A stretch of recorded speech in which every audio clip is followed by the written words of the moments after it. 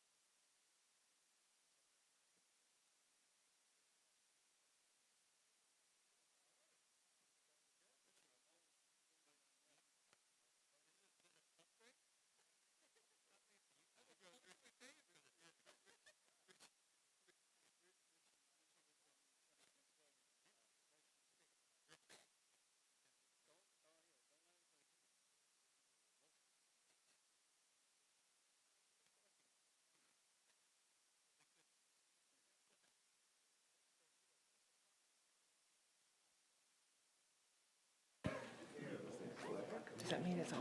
Yes. Good evening, everyone.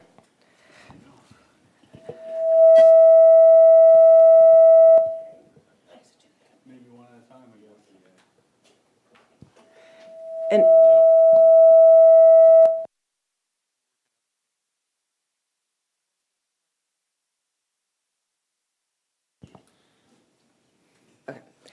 in accordance with Section 5 of the Open Public Meetings Act, be advised that a notice of this meeting was made by posting on the bulletin board in Town Hall and forwarding to the officially designated newspapers that this meeting would take place at Town Hall, at the Board of Ed Center, at 7 p.m. on May 6, 2025. Meeting details and the draft agenda were also posted on our Township website. Please stand to salute the flag.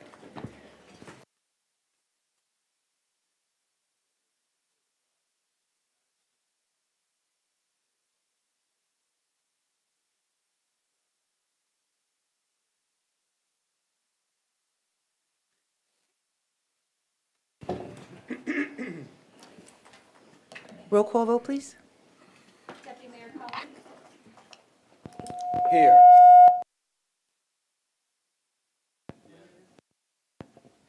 Mr. Cosgrove, Here. Mr. Sacamandi, Here. Mr. Stoller, Present. Mayor Romano. Here. Thank you. May I have a motion to approve the agenda? So moved. May I have a second? Second. All those in favor? May I have a motion to approve the April 1st, 2025 Township Committee minutes? So moved. May I have a second? Second. All those in favor? Aye. Aye. May I have a motion to approve the April 1st, 2025 Special Township Committee minutes? So moved. May I have a second? All those in favor?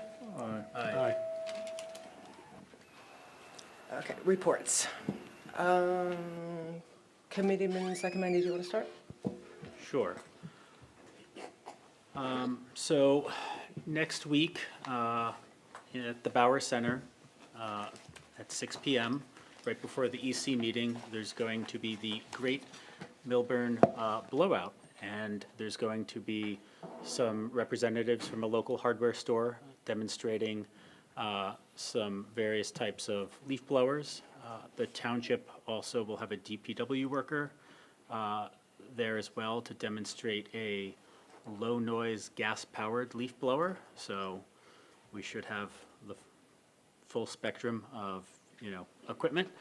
And, people will be able to see and hear the differences between the various types of equipment. Affordable housing update. So the Citizens Affordable Housing Advisory Committee met recently. It was a public meeting. I think only 2 members of the public attended, but we did have our municipal attorney there as well as our township planner, and we went over, where we are in the process.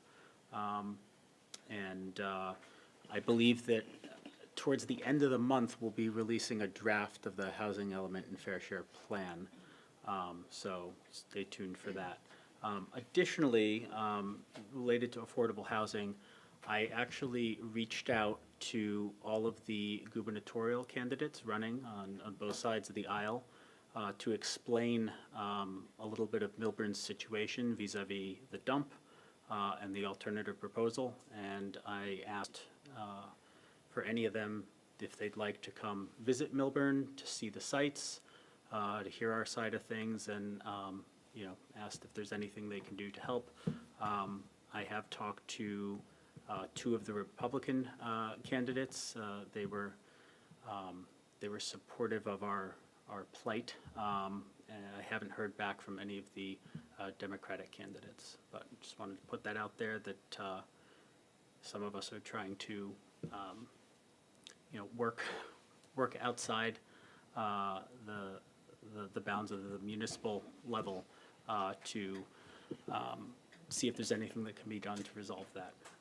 Additionally, Ben Stoller, myself, and Annette Romano signed on to be plaintiffs in a federal lawsuit. This is an extension of the Montville lawsuit, and it seeks to take that federal. So the 3 of us are involved in that lawsuit, and we'll see what the result of that is. And again, this is for the 4th round affordable housing obligation. Those are my updates. Yes, thank you, Mayor. I have an update from Historic Committee that they had their first meeting last week. A number of matters were approved. What happened mostly was a pretty large or timely discussion about the new Main Street entrance to Taylor Park and how that would be configured. And that's it. Thank you.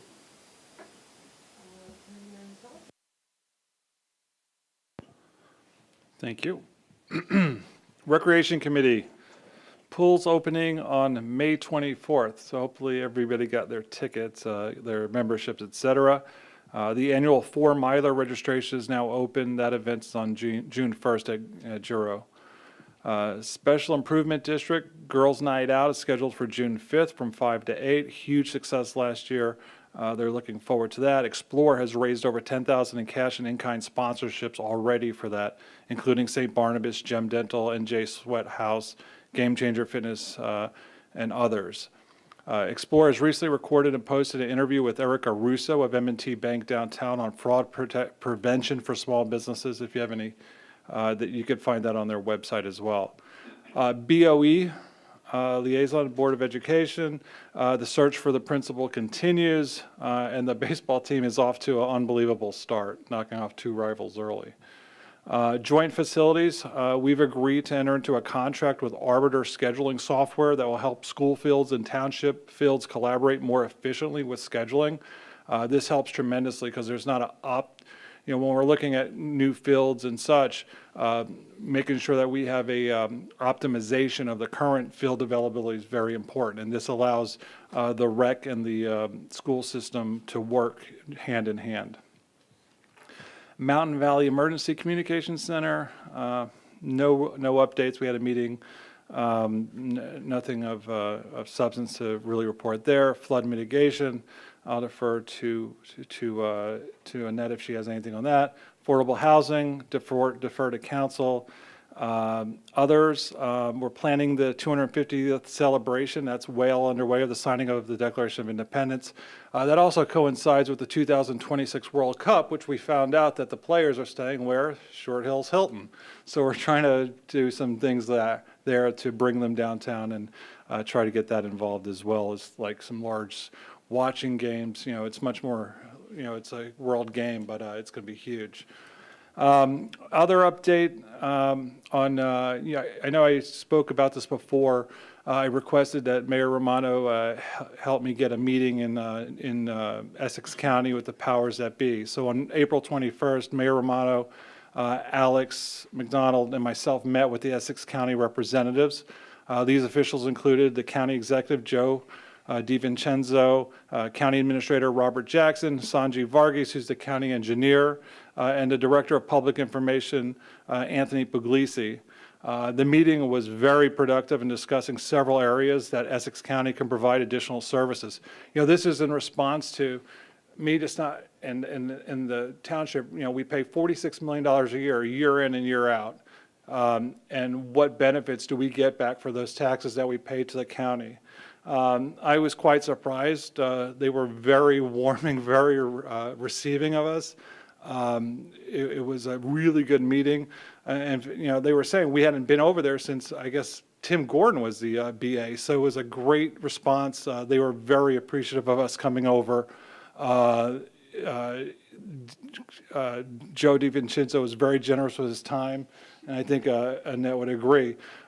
Discussion items that came out of there that we expect to get. We're doing a response letter. Alex is working on that, so we'll be more set in stone as we get to it. But we talked about Brookside Drive. The county agreed that we can extend that closure until 4 p.m. Right now it's till noon. So there's more time for biking and hiking and such on Brookside Drive. We discussed pedestrian safety on all county roads. This includes complete plans to improve signalization and safety. We always talk about Wyoming and Milburn Avenue, and they were very, very receptive to helping us with that. And then they're also going to help install pedestrian beacons on Glen for increased safety crossing to Locust Grove. Locust Grove is right across from the emergency and the library parking lot, the entry to the reservation from here. Not only are they doing that, they're doing brand new bathrooms. You know, they already put the cherry blossom trees in there, but brand new bathrooms, brand new picnic areas with updated barbecue grills, barbecue pits. If you've seen them lately, they're rusted and dilapidated, et cetera. So they're putting a lot of money into that. And it's very important from that crossing from lot 7 and 9 to get across there. There needs to be better visibility, especially as we come into the summer months. We asked to consider a pedestrian passage along JFK Parkway. This is, I call it a sky bridge, which is a way for the pedestrians from the office buildings and housing, if they're, because the new housing's going in over there, the Woodmont and the Short Hills Hilton, to make it a much easier commute over to the mall, so you don't have to play Frogger crossing, 8 lanes of traffic. What else? Discussions with East Orange to work on a lease agreement for additional playing fields across from the Par 440, back up by the aquifer, by the water reserve there. And then they've also agreed that if, we're looking at this open space tax and acquiring things and such, and one of the specific units is at 132 Milburn Avenue, that old Exxon station at Vauxhall. They were like, well, if you buy that, we'll pay for redevelopment of it. So there's just a lot of things that they were very instrumental and very positive on and welcoming to us. I got like 4 or 5 more things I can put, but I think we'll put this list out, Alex, as we respond to the township, or to Essex County. That concludes my reports.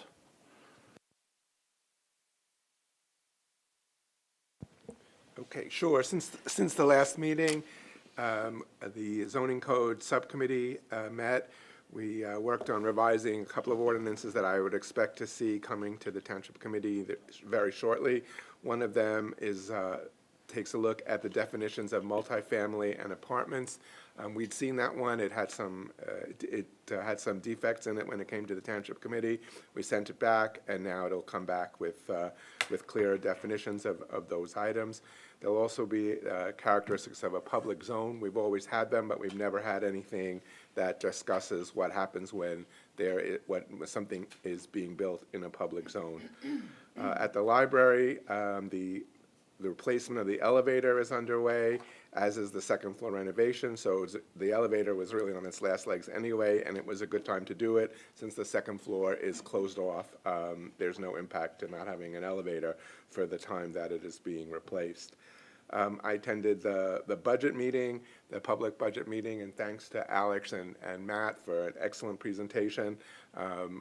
We also saw the list of projects, which was rather extensive, potential projects. That list needs to obviously be refined and prioritized, but there's certainly no shortage of things coming up that need to be considered in the future. I also attended the Earth Day celebration in Taylor Park. It was nice to see all the environmental groups sharing information with the public. And lastly, tomorrow night is a planning board meeting. There was no second meeting in April, so on the agenda tomorrow night is a review of the town hall renovation, but also then the Chai Center application continues. Thank you. As Committeeman Stoller mentioned earlier, representatives from Main Street America and Main Street New Jersey were here today for the full-day meeting with various departments, including Special Improvement District and the Explore Board. As you know, we received a $150,000 grant last year to improve the sidewalks in the downtown. There are only 29 towns across the state with this designation. So I met with them earlier this morning with Mr. McDonald and with Tim, and just went over various projects that were going on, and they were very impressed. They were very impressed with what the township has to offer its residents. So I just wanted to share that information. I also received an email from someone that works in town that I wanted to share with you. On the evening of Wednesday, April 23rd, 2025, my 18-year-old son was driving home through Millburn when he became disoriented with his location due to the closure of Main Street and the various detours and closed roads that surrounded the milling and paving work. In operating his vehicle, he struck a storm drain inlet and punctured his tire near Washington School on Spring Street. He called me at approximately 9:40 requesting that I come to render assistance because he had never been in this type of situation. I left our home and proceeded to this location. When I arrived at the scene at approximately 10 p.m., he was well into changing the tire. He was being assisted in large measure by Officer, is it Ricinos, who I believe was on traffic detail due to the closed and detoured roadways. Officer Ricinos was providing guidance and muscle to assist in the tire change and was of great assistance to ease the anxiety of my son in this minor emergency. By 10:05, the tire change was complete and we were on our way home. This was the first situation of this nature for my son as a young driver. I was happy to say that my son could understand and have a positive first impression in interacting with law enforcement. Officer Ricinos, thank you for helping my son. I appreciate that you took the time to assist him. More importantly, I'm appreciative that you provided him with a positive view of law enforcement in his first interaction as a young driver. I wish you the best and appreciate your continued service at Millburn. Just wanted to share that with everybody. The fishing derby Saturday was a huge success. There were 113 people registered. The park was loaded with families, children fishing, grandparents fishing with their children. It was a lot of fun. I wanted to thank, of course, the Recreation Department, Public Works, community police were there, police and fire for all of their donations, including the prizes and maybe the trout, I'm not sure. The grand prize winner was a 4-year-old girl who caught a 14-inch catfish. And lastly, I just want to say a huge thank you to Mr. McDonald, the staff, Public Works for a seamless move. I mean, your timeline was spot on and up to the last 3 days and the weekend and everything, and ready to restart on Monday morning was absolutely amazing. So you guys get enormous kudos. Thank you. And I want to mention one more thing. The Township Committee and others stood in solidarity and compassion with the local Indian families and neighbors and such to reflect on the terrorism that happened in India last month. And I thought it was just a great coming together of community, compassion, as I said, and people just caring about each other. It was a fantastic event at the Taylor Park gazebo, was it last Sunday. So just want to appreciate everybody coming out. Thing too. I don't know if you've seen it.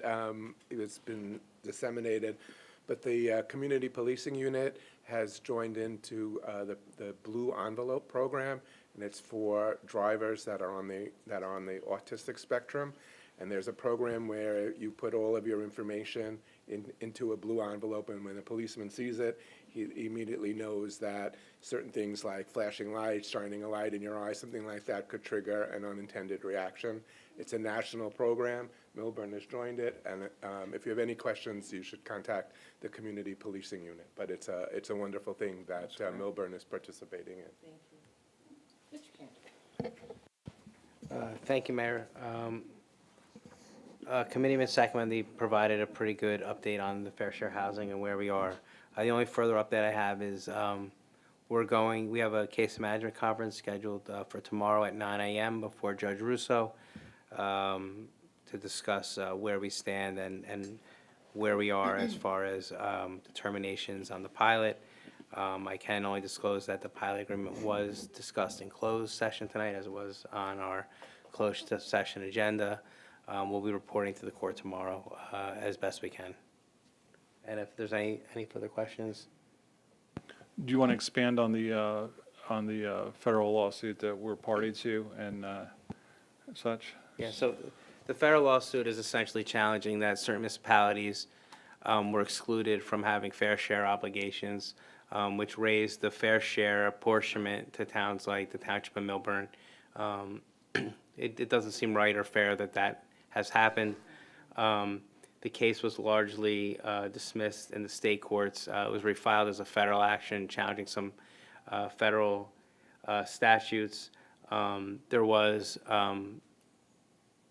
is case law out there that a municipality doesn't have standing to bring the types of claims that are being brought in the lawsuit. So individual governing body members were asked to sign on to the lawsuit. And as Committeeman Saccomandi stated, Mayor Romano, Committeeman Stoller, Committeeman Saccomandi are individual plaintiffs in that action. And as that case proceeds, I will continue to update this committee and update the public on any, if anything occurs.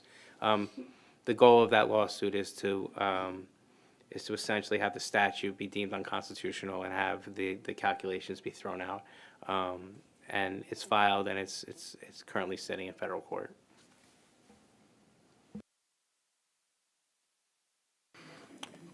Thank you, Mayor. Just one update.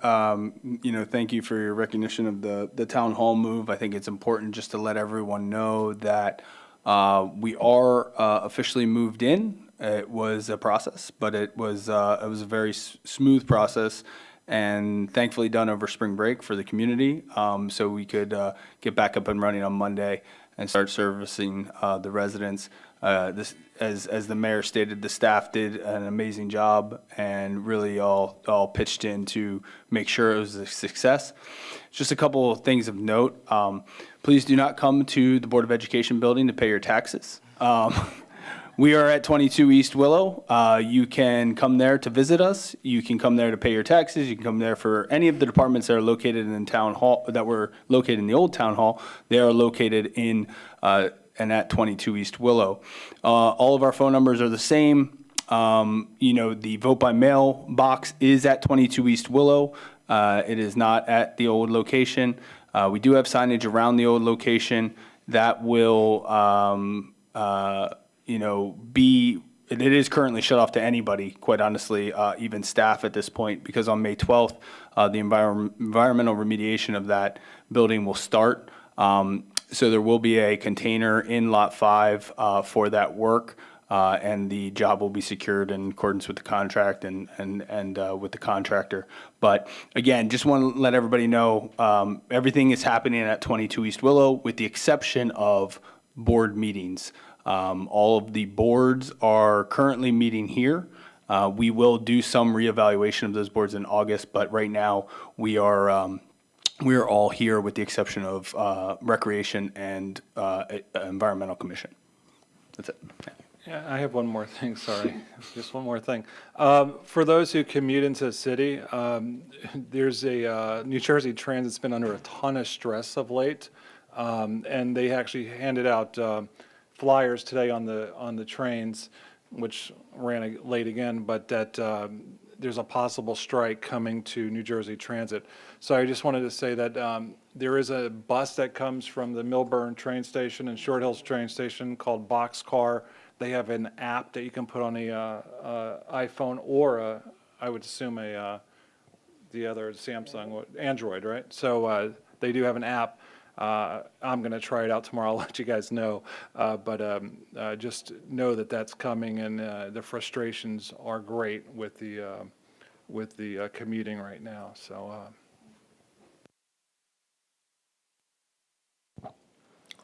Public comment. When invited to speak to offer your comments, please come to the lectern and clearly state your name and whether you are a Millburn resident and/or property or business owner. Please do not provide your full address, seeing our meetings are recorded and readily available to the public. To help facilitate an orderly meeting and to permit all to be heard, speakers shall limit their comments to 1 3-minute session. You will be prompted when there are 30 seconds remaining. A reminder that this is not a time for dialogue or to debate a matter, and this is a time during our business meeting for the public to offer comments. I will now open public comment.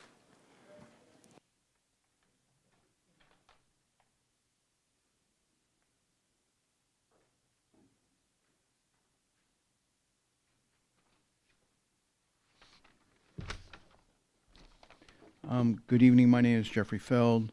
I live in the Poets section. First, I do agree that the Fishing Derby was an excellent event and brought the community together. I got my junior badge, and also seeing the younger kids playing T-ball. But do they still do T-ball on Saturday mornings at the park? Because it was a great outing.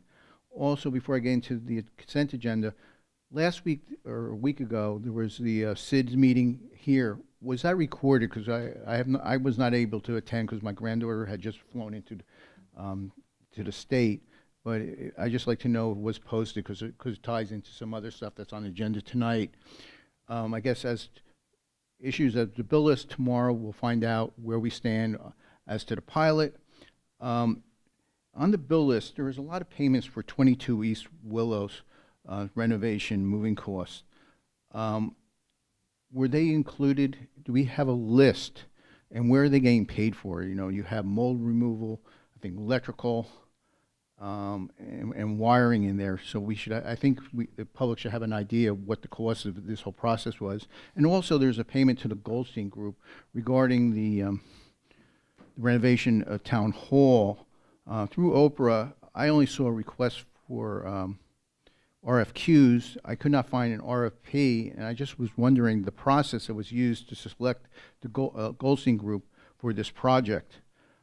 Later on, you're going to approve an estimated tax bill. I have a suggestion. Because this year there's going to be a new item in, that you might want to have a chart explaining why, because we try to recoup when these bills for the year, some of the payments, so people will see an increased bill that they understand that there's the open space tax and various other parts. In addition, last night I attended the Board of Education meeting where they approved their budget, and they have a page on there, it's page 2T, where the amount they say that's allocated for 2025, which is split, is $103,408,453, which is less than the amount that's in the user-friendly budget. So when you're doing your estimated taxes, the question is, which number will you be using? Will you be using a higher amount that's in the user-friendly budget, or will you be using the amount that was approved last night by the Board of Education? Finally, there's going to be about the paper mill playhouse parking lot B and C. I still have questions about it. You know, what were the original costs for this project? These parking lots, I believe, are still subject to the original sale leaseback agreement. How are we, the public, or the township, going to recoup the monies for this project? And also, based on what happened in the last few meetings, how was this cost estimated when we did it? Because prior to the meeting, I sent you the bond ordinance notice, which did not really break out the cost for all the other projects. Thank you. I'll speak later.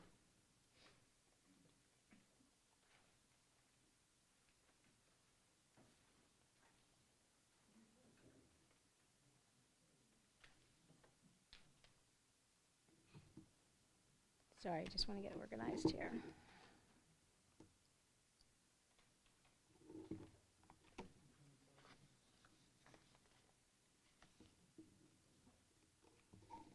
Sorry, I'm a little OCD. Ah. And 5 foot tall. Perry Urso, 514 Milburn Avenue, Upper Milburn Avenue. I'd like to state that there have been no recent reports from Attorney Cantor on the Bear Property 1 or Bear Property 2 matter. March 12, 2025, in-person case management hearing. 7 or 8th assigned judge, Spencer, set an in-person trial on April 7th, giving both attorneys the opportunity to state how much time they would need for oral arguments. Cantor stated he would need approximately a half hour, where Attorney Feld stated that he needed half the day. Spencer blocked off the afternoon. Trial day, April 7th, Attorney Feld argued for approximately 1 hour and 15 minutes, and Cantor argued for approximately 15 minutes. In addition to myself, Bear Property principals, there were several members of the public observing, including the SID Board Attorney Slattery, whom I believe is beyond the scope of his retention agreement, and B.A. McDonald, who both left during midway of the hearing. As one of the principals of the plaintiff, I am privy of emails. I would like to address one in particular, the phantom offer of the Bear Property 1. Comment from Attorney Cantor's email on May 1, 2025. History matters. Twice in April and again in September of 2021, Judge Gardner stated on both occasions recommending mediation. On October 26, 2023, my husband and I met in a meeting regarding one of our properties with the B.A. McDonald and Building Department head Frank Cantonese. Feld was not privy of that meeting. Regarding, after the meeting concluded, my husband had a gentleman conversation with B.A. McDonald, like we always do, happened to be on the sidewalk in front of Keller Williams on Upper Milburn Avenue. My husband suggested that we all could end this lawsuit by suggesting keeping the SID where it belongs, downtown, because everything is downtown. Mr. McDonald is not the only one who my husband mentioned this offer to. This offer has been on the table since its readoption of the expanded 5-district SID, formerly known as the DMDA. We never received benefit, rightfully so, for we have not paid into the DMDA from 1994 to this dissolution of 2018. To date, we still receive no benefit from the monies levied by ordinance 2561-20. May 3rd, 2024 to May 8th, 2024, Attorney Feld correspondence with the courts informing them of a scheduled upcoming meeting. That meeting was held on May 7th at Mr. Attorney Cantor's office. There is the phantom offer. The offer was, settlement offer was made to Cantor. Once again, our B.A. McDonald was present, and 2 associates. Later on, there was an agenda item on Resolution 24-186 that you approved a bill list unanimously for billing from May 13th to the May 2024 summary. I'm sorry, but in that summary, there was, it needs to be looked clearly. I know it's nearly a year later, but there's heavily redacted items within that bill summary, which I did review. And inside there, if you can kindly give me one courtesy, that, okay, I'll add it later. Township rejected.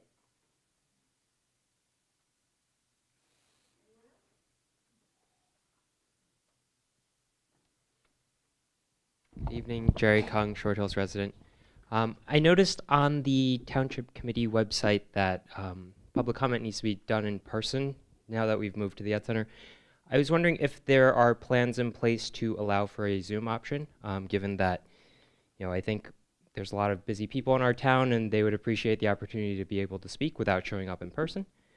So just wondering if there were plans, because we don't know how much longer we're going to be here, and I think it would behoove the committee to allow public participation and make it as easy as possible. Thank you.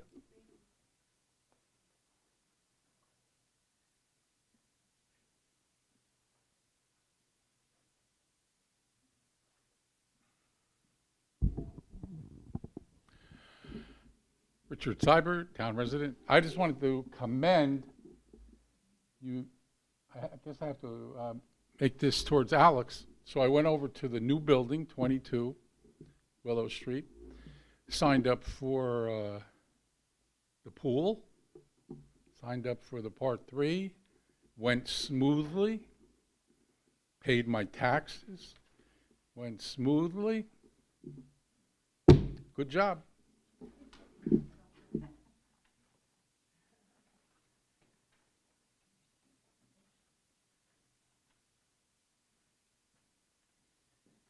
Jean Pasternak, resident. I have a couple questions. I learned that there was a federal case and that some members of the Township Committee signed and some didn't. Why would some people, first of all, why did they even have to personally sign? And then second, why did some people not? Dave, I guess, and Michael. I also want to commend Committeeman Stoller for what he has advised us today about the meeting with the Essex County executives and his team. I mean, $500 million or $500 million, based on your estimations, have been paid to the county in that period of time since last seen by Tim Gordon. That's a lot of money. And then we hear about, Mayor, you mentioned the $150,000, I think, that we got from Main Street, New Jersey. Where are we concentrating our energies? $500 million and no conversation, but $150,000 we get all excited about. Something's not right. Thank you, Ben, for taking the lead and really pushing and doing what's right for our town. I happened to go to Earth Day, which I thought was really excellent. I learned a lot. My husband came. He's interested in getting involved. Having listened to a lot of the members there, he spent some time with a number of people and is very impressed with some of the efforts that are going on.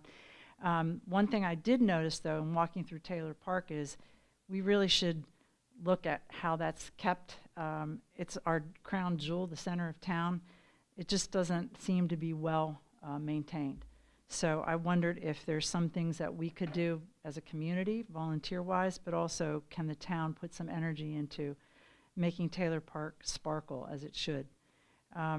I also wanted to mention, because Jay's not here, that the Short Hills Association is doing a session to educate the community about the upcoming referendum topic of looking at our form of government. So I hope people will attend that on May 10th. I think it's from, I forgot the time, 4 to 6. It's at the, where is it? The Rackets Club, I think. And the budget meeting also attended. Thank you very much, Alex, and Matt, sorry, for a really good job. I think it came a lot far from where we were last year, but I still think there's much more that should be done, especially regarding setting priorities for the different projects that have been laid out that will be long-term. And I really still would advocate strongly for a Citizens Budget Advisory Committee so that the public can get involved in those priority-setting activities. And lastly, electricity. I think we've had 3 outages in our neighborhood in Glenwood over the last about 8 weeks. It's getting to be like a third world country. Thank you.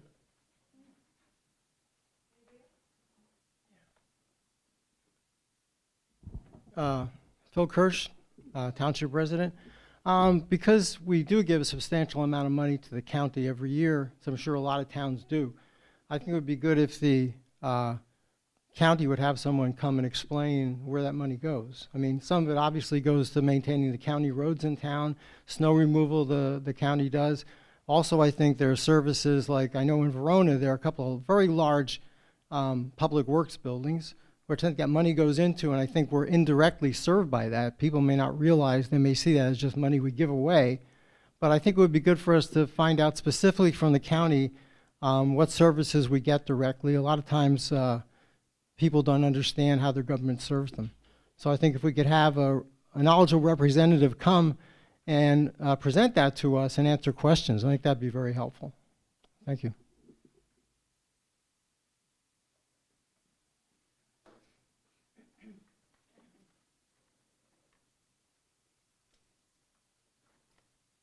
Charles Bambara, resident, 28 years. Really wasn't planning on coming to the podium and speaking tonight. Then I heard the magic word gazebo. And I know I've talked to you before about it, and I heard about the fishing derby and what Gene said about Taylor Park. And I've always advocated for a nice gazebo in the middle of Taylor Pond with a bridge to the shore by the Bauer Center. I'm willing to personally get involved in that and be on a committee to do that. What do we have to do? What do I have to do to propose that and get that moving? Because I think that would be a beautiful thing to see, and it would be, everybody would enjoy it. And it's a photo opportunity for people, for weddings and graduation too. So, thank you.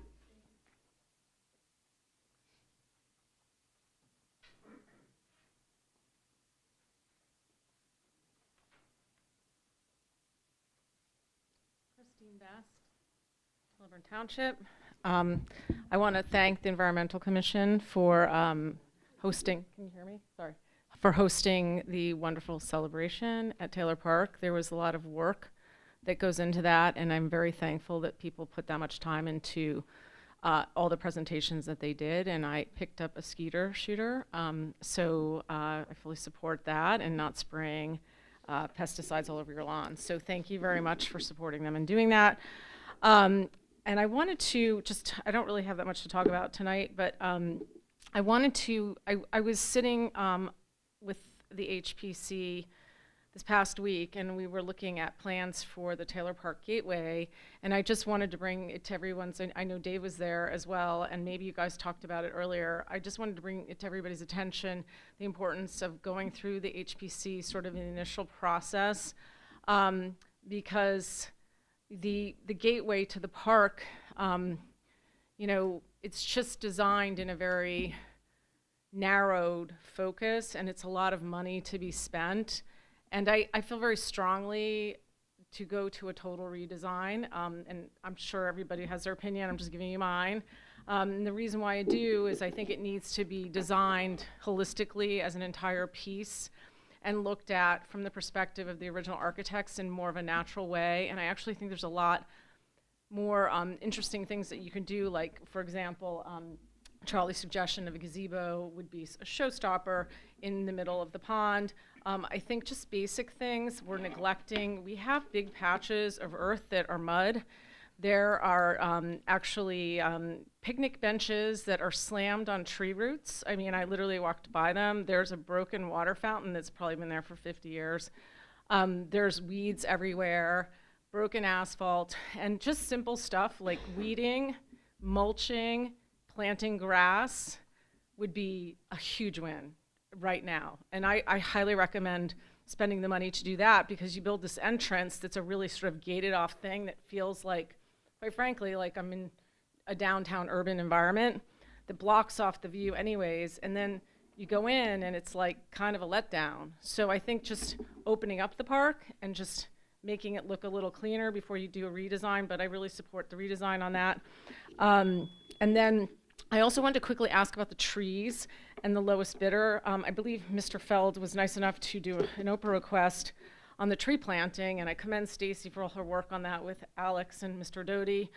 But I wanted to understand, you know, why there were certain areas where certain business owners did not have trees planted in front of their, you know, businesses, why it was cut off at a certain amount, and also why somebody didn't, the lowest bidder. I know that's the whole thing, the lowest bidder. I'll be one sentence. I can say less time. I understand, Annette. It's totally fine. Thank you.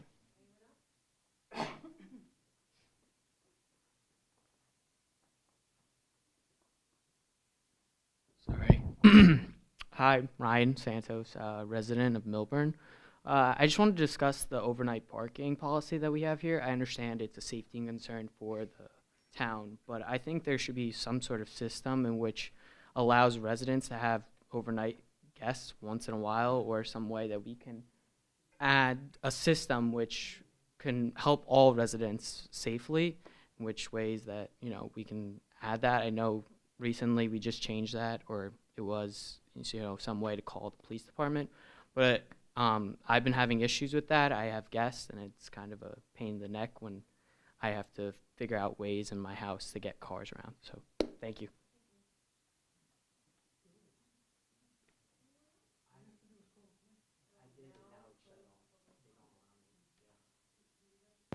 Sure.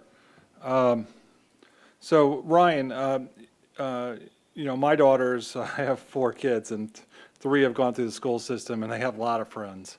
The call to the, so we could talk later, but the call into the police department and just tell them they're going to be overnight, give a thing, it has worked for me in the past. And we'll discuss it later. I'm happy to talk to you about it.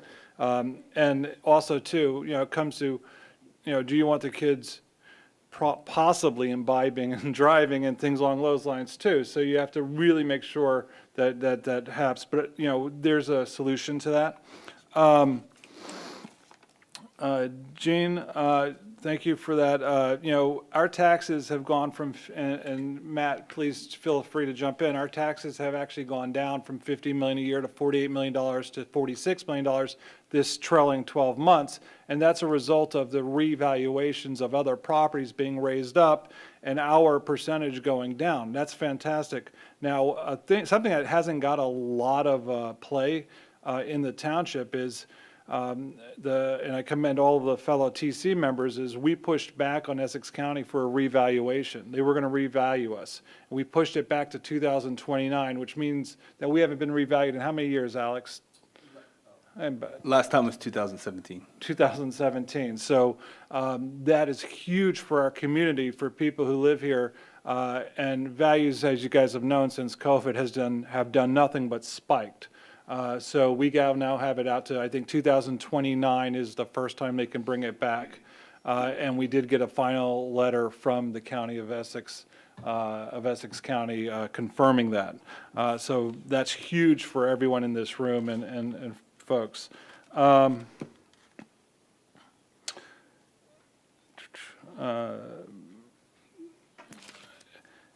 I had brought up the gazebo before, you know, really just to enlighten and to tell the positive message, the positivity of us gathering in solidarity and having compassion for our neighbors and families of Indian descent who all came out to have a vigil. It wasn't really for the building of a new gazebo, even though it sounds like a fantastic idea. So that's it for me. Okay, first of all, you know, I agree with Mr. Kirsch that we should have someone from Essex County explain where all the funding goes. And while he named a bunch of things he didn't name were things like the courts and the jails, and there's a hospital, none of which are in town. But you know, I don't know if that's saying the jails is a service that's provided to us. I guess in some sense it is, but you know, that's also part of it. So it would be great to get a better sense of that. Ms. Pasternak, we had our first power outage tonight, and we live pretty close to each other. I don't know if it affected you, but about 5:30 we lost power. That was the first time for me. You said 3, so if that's an issue, I think we need to deal with JCP&L to find out what's going on, because it only gets worse when the weather gets warmer and people are using their air conditioners or whatever. So if this is, you know, I thought this was the first one, so, you know, you don't want to get crazy when it happens once, but if now that you said 3 times, we need to look at that. And as for the lawsuit, I do believe that the municipalities that are not included in the affordable housing should be included. I was concerned about the level of public information that was required to remain as an individual litigant, but I certainly support the outcome of the intention of the suit.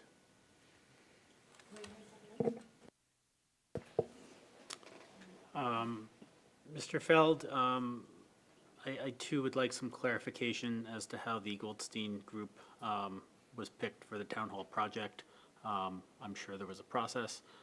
Perhaps Mr. McDonald, when he gives his update, could explain what the process was for that. Let's see, Dr. Kung, I agree with your concerns about the lack of a Zoom option. It's something that I've brought up numerous times now to the business administrator. I think even if we have to spend some money and, donate equipment to this room to accommodate the Zoom option, we should do that. I think we're going to be here for a while, and, I think we saw the reaction from the public last time when the Zoom option was inexplicably taken away.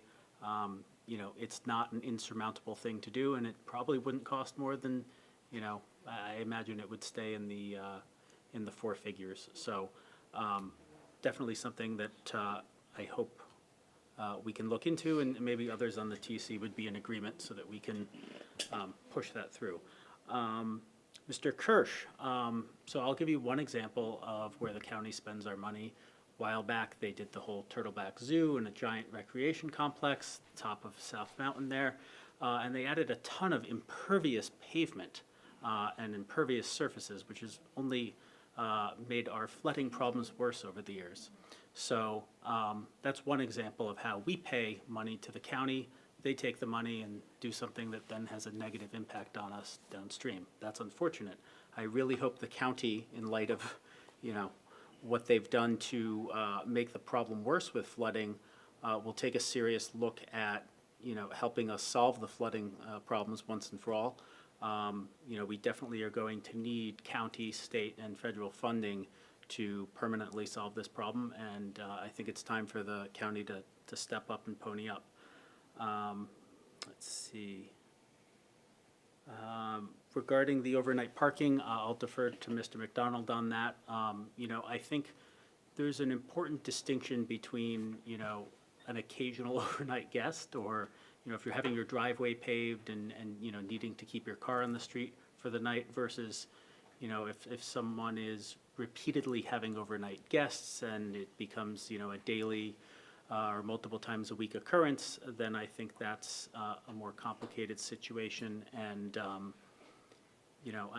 I think in that regard, we have to be mindful of the fact that there's a reason that we don't allow overnight parking. And that's because we don't want the cars on the street overnight and the ills that can come along with that. So, I will defer to Mr. McDonald as to what the official policy is, but I think the policy exists for a reason. That's it. Yes, thank you, Mayor. I agree as well that I'd like to see us have the Zoom option, for these meetings. I think that's important. I certainly in the past used it before I was elected. Ms. Pasternak, on the lawsuit question, I do support the suit, but I had originally said I would be a named party to that, but I thought about it further and decided that I did not want to be. Thank you. My opinion on the Zoom option, I think that we should play it by ear and let's see what happens, meeting by meeting. And if it really turns into a problem, then we can revisit it, but that's just my opinion. Taylor Park, at the fishing derby Saturday, the park is beautiful. I think it's spectacular the way it is. It was a gorgeous day, the fountain, and I didn't see any issues wrong with the park. And as far as the meeting with the county exec not happening since Tim Gordon, we have monthly mayors' meetings with all of the mayors in Essex County. And at that meeting, different directors from different departments speak. If there's any issues that are happening in the township, we bring them up, whether it's a car blowing out on a pothole or a tree that needs to be taken care of on a county road, and they're very responsive. So even though, back Tim Gordon, those were the days before Zoom, so maybe we haven't been down there in years, but we do communicate at least monthly. So I just wanted to add that. Okay.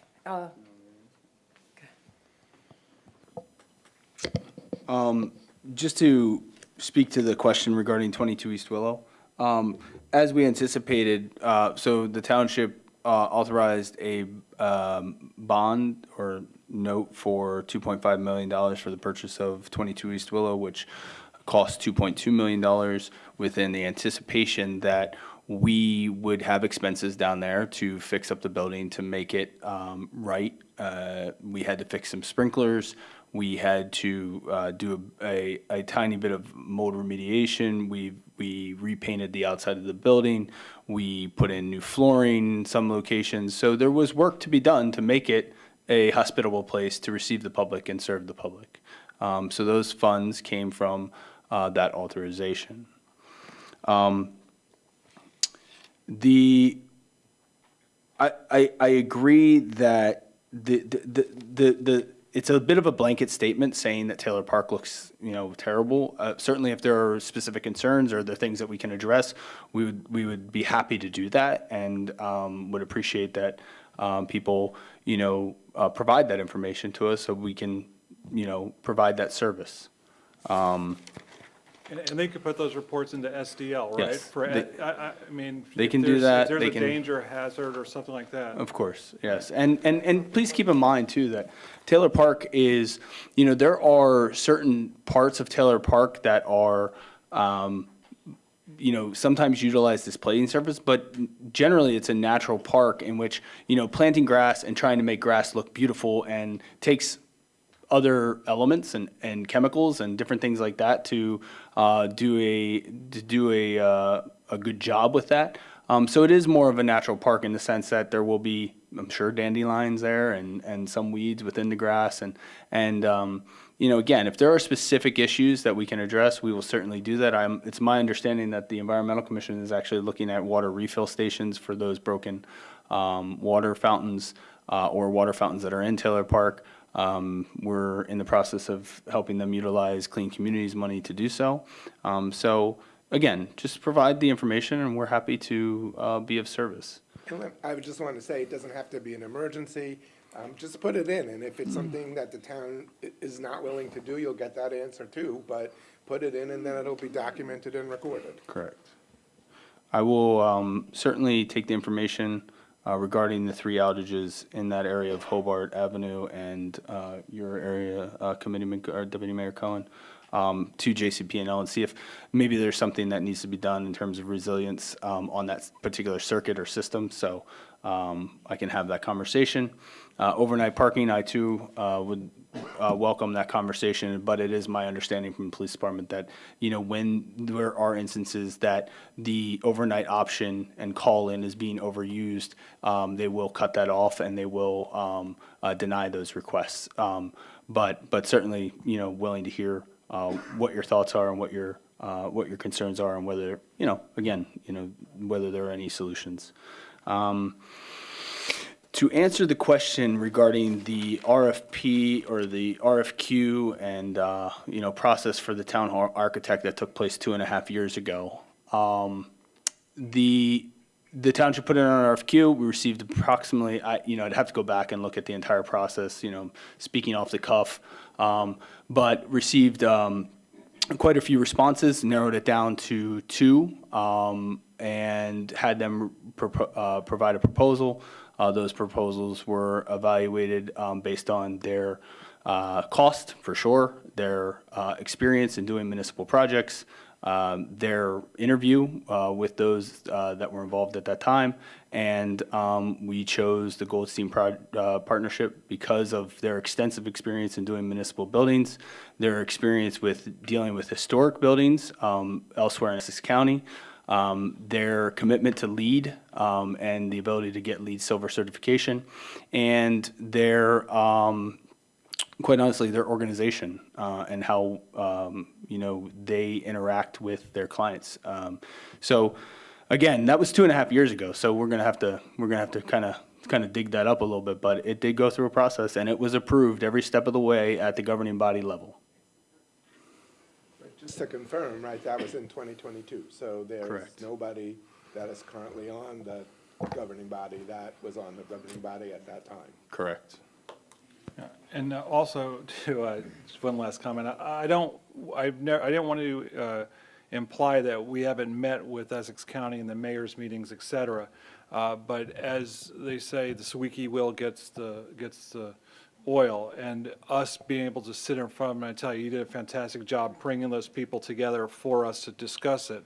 And the amount of reception we got was very, very warm. I don't want to say it was negative whatsoever. And they've already agreed to do a number of items that may not have happened if we had not gone. And I think we should do that quarterly for us to go down, trek down to Newark and meet with these guys. And to have Mr. Kirsch, I think that's a fantastic idea, to bring him in and understand where those tax dollars are going to. There's we have some of one of the best, when we moved to Essex County, 20 years ago, they had a turtle at the Turtleback Zoo. That's about it. And the growth there has been fantastic. They have the Cody Arena. Every golf course is world class. So and the education system that they've put in place is very good. So it would be nice to have somebody come and articulate that. Is Mr. Camacho, he's not here, okay. So we do have a, Captain Camacho is our Essex County liaison, and he's been coming to the meetings. I don't know if he would be the right person or not, but. Yeah. Yeah. And they also, too, the couple things I didn't mention were helping us with flood mitigation and putting monies forward to help that on the the bypass and such. Thank you. I would just like to add, I do believe the county representative used to sometimes attend in person, but also by Zoom, and now we don't have Zoom, so yet another reason why we need the Zoom option back. Just need a third TC member to agree to that. Do you have anything? No, Mayor, unless there's any questions from the committee. Thank you. Frank, I'd certainly be your third member on the Zoom. So that's not an issue. We just have to discuss it. I don't think I was specifically asked. I mean, I'm in favor of it as well, so I don't think that's. We'll look the in. issue. Well, And sounds I like guess marching orders. the question I Gotta figure have it is, wasn't there something that we were able to do Zoom when we did stuff at the second floor of the library, like a portable carry-on Zoom? Would that work in this room? I will certainly look into it. I would also ask that, there are systems involved here, and there are obviously the system in which the Board of Ed currently operates their meetings on, and a way in which they operate their meetings. The only thing I would mention is that, I would like to, I think it's important that maybe also the Township Committee have that discussion with the Board of Ed, so that they have a level of comfort that we're Yeah, providing. and at the very least, my firm has a corporate Zoom account. I could set my laptop up there, Yeah, there's portable solutions. systems Yeah, that, there's you know, solutions. again, are in the four figures. Yeah, it's up to them. Oh, right, okay, Right, but understood. portable solutions that we could bring in and take out so it doesn't interfere with any of their equipment or utilize any of their equipment or intrude on them in any way. So I'll talk with you about it offline, Mr. McDonald. Okay. The Township Committee will now consider consent agenda resolutions. Are there any comments from the committee in regard to any items listed on the consent agenda? I would just like to provide one explanation of Resolution 25-131, 25-132. These are the aggregation of the township's energy, the aggregation of our main load electricity, as well as our street lighting. This resolution authorizes myself to execute the strike price if it should be reached during an auction on a day that we wouldn't have a meeting that day. It's just basically an authorization to be able to execute that contract. May I have a motion to approve Resolution 25-123 through Resolution 25-132, which are listed on the consent agenda? So moved. May I have a second? Second. Roll call vote, please. Deputy Mayor Cohen? Yes. Mr. Cosgrove? Yes. Mr. Sacamandi? Yes. Mr. Stoller? Affirmative. Mayor Romano? Yes. Thank you. Are there any comments from the committee in regard to Resolution 25-133?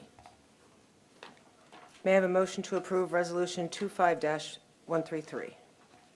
So moved. May I have a second? Second. Roll call vote, please. Deputy Mayor Cohen? Yes. Mr. Cosgrove? Yes. Mr. Sakamandy? Yes. Mr. Stoller? Affirmative. Mayor Romano? Yes. Thank you. Are there any comments from the committee in regard to Resolution 25-134? May I have a motion to approve Resolution 25-134? Motion. May I have a second? Second. Roll call vote, please. Deputy Mayor Cohen? Yes. Mr. Cosgrove? No. Mr. Sakamandy? No. Mr. Stoller? Affirmative. Mayor Romano? Yes. Thank you. Okay. The resolution was adopted, Mayor. Okay, the adoption of the 2025 Special Improvement District Rule. This was before the committee in February and is before us again this evening due to an administrative error. There are no changes to the role. I hereby open the public hearing for any comments on the 2025 Milburn Short Hills Business Organization, Inc. Special Improvement District Assessment Role.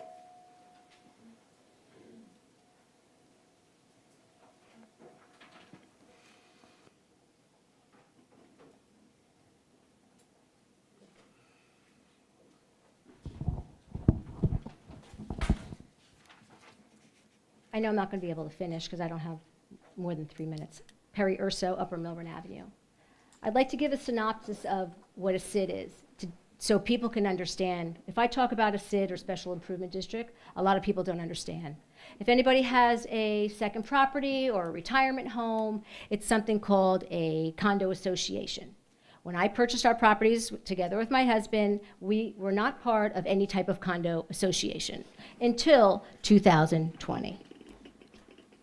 You are fiduciaries of the public trust fund monies. In my opinion, you have an obligation to report public wrongdoing.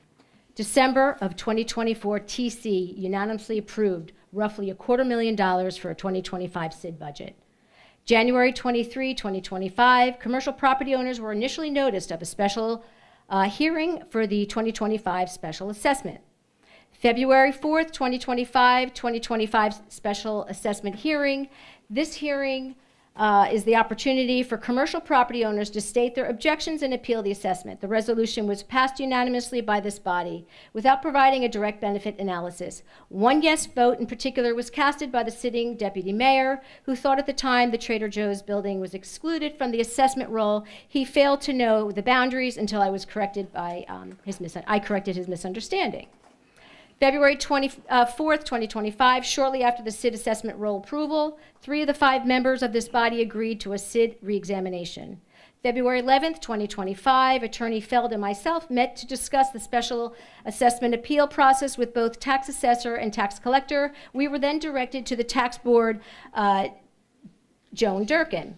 February 18th, 2025, TC meeting, new business, Milburn Special Improvement District was number 1. 2 members, Deputy Mayor and Committeeman Sakamundi, took on this task. Unfortunately, to date, there have been no reports or updates. February 19th, 2025, I emailed the TC respectfully requesting that the Deputy Mayor, be removed from this, for he was not qualified for the reason of his approval of the SID assessment roll without prior knowledge of specially assessed properties.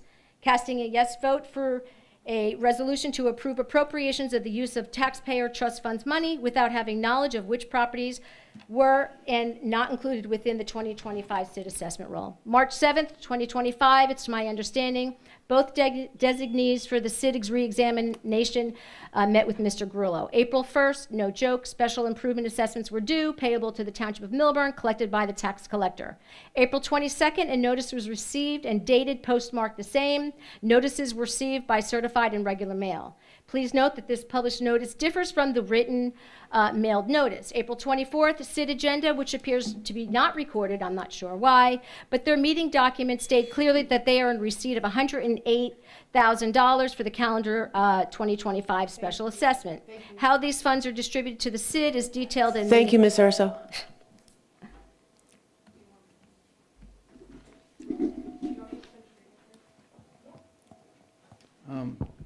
I am Jeffrey Feld, 11 Alexander Lane. I am also the counsel in the 2 Bear Properties 1 and Bear Properties 2 case. I think the public should understand the context of these 2 resolutions. There was a court hearing on April 7th. The Township and the SID requested a 2-week extension to file a response to the Bear Properties 2 complaint. We gave them the consented to that 2-week extension. Township-related defendants did not file a response by the 2-week extension. We requested an entry of ministerial defaults. It's very important when you say administrative error that the public understands. On April 17th, the clerk notified the item to publish a notice of this special meeting. It says, by order of this committee. I am not aware of you ever have taken official action in public to take action. On April 22nd, a letter was sent to the various assessed owners. The disclosure in the letter is more expansive than the disclosure that was published on April 24th. Judges will look at your resolutions, and they're going to look at the four corners, and they're going to ask, why don't you disclose what is the error? And the question is, what error is there? You already collected the monies.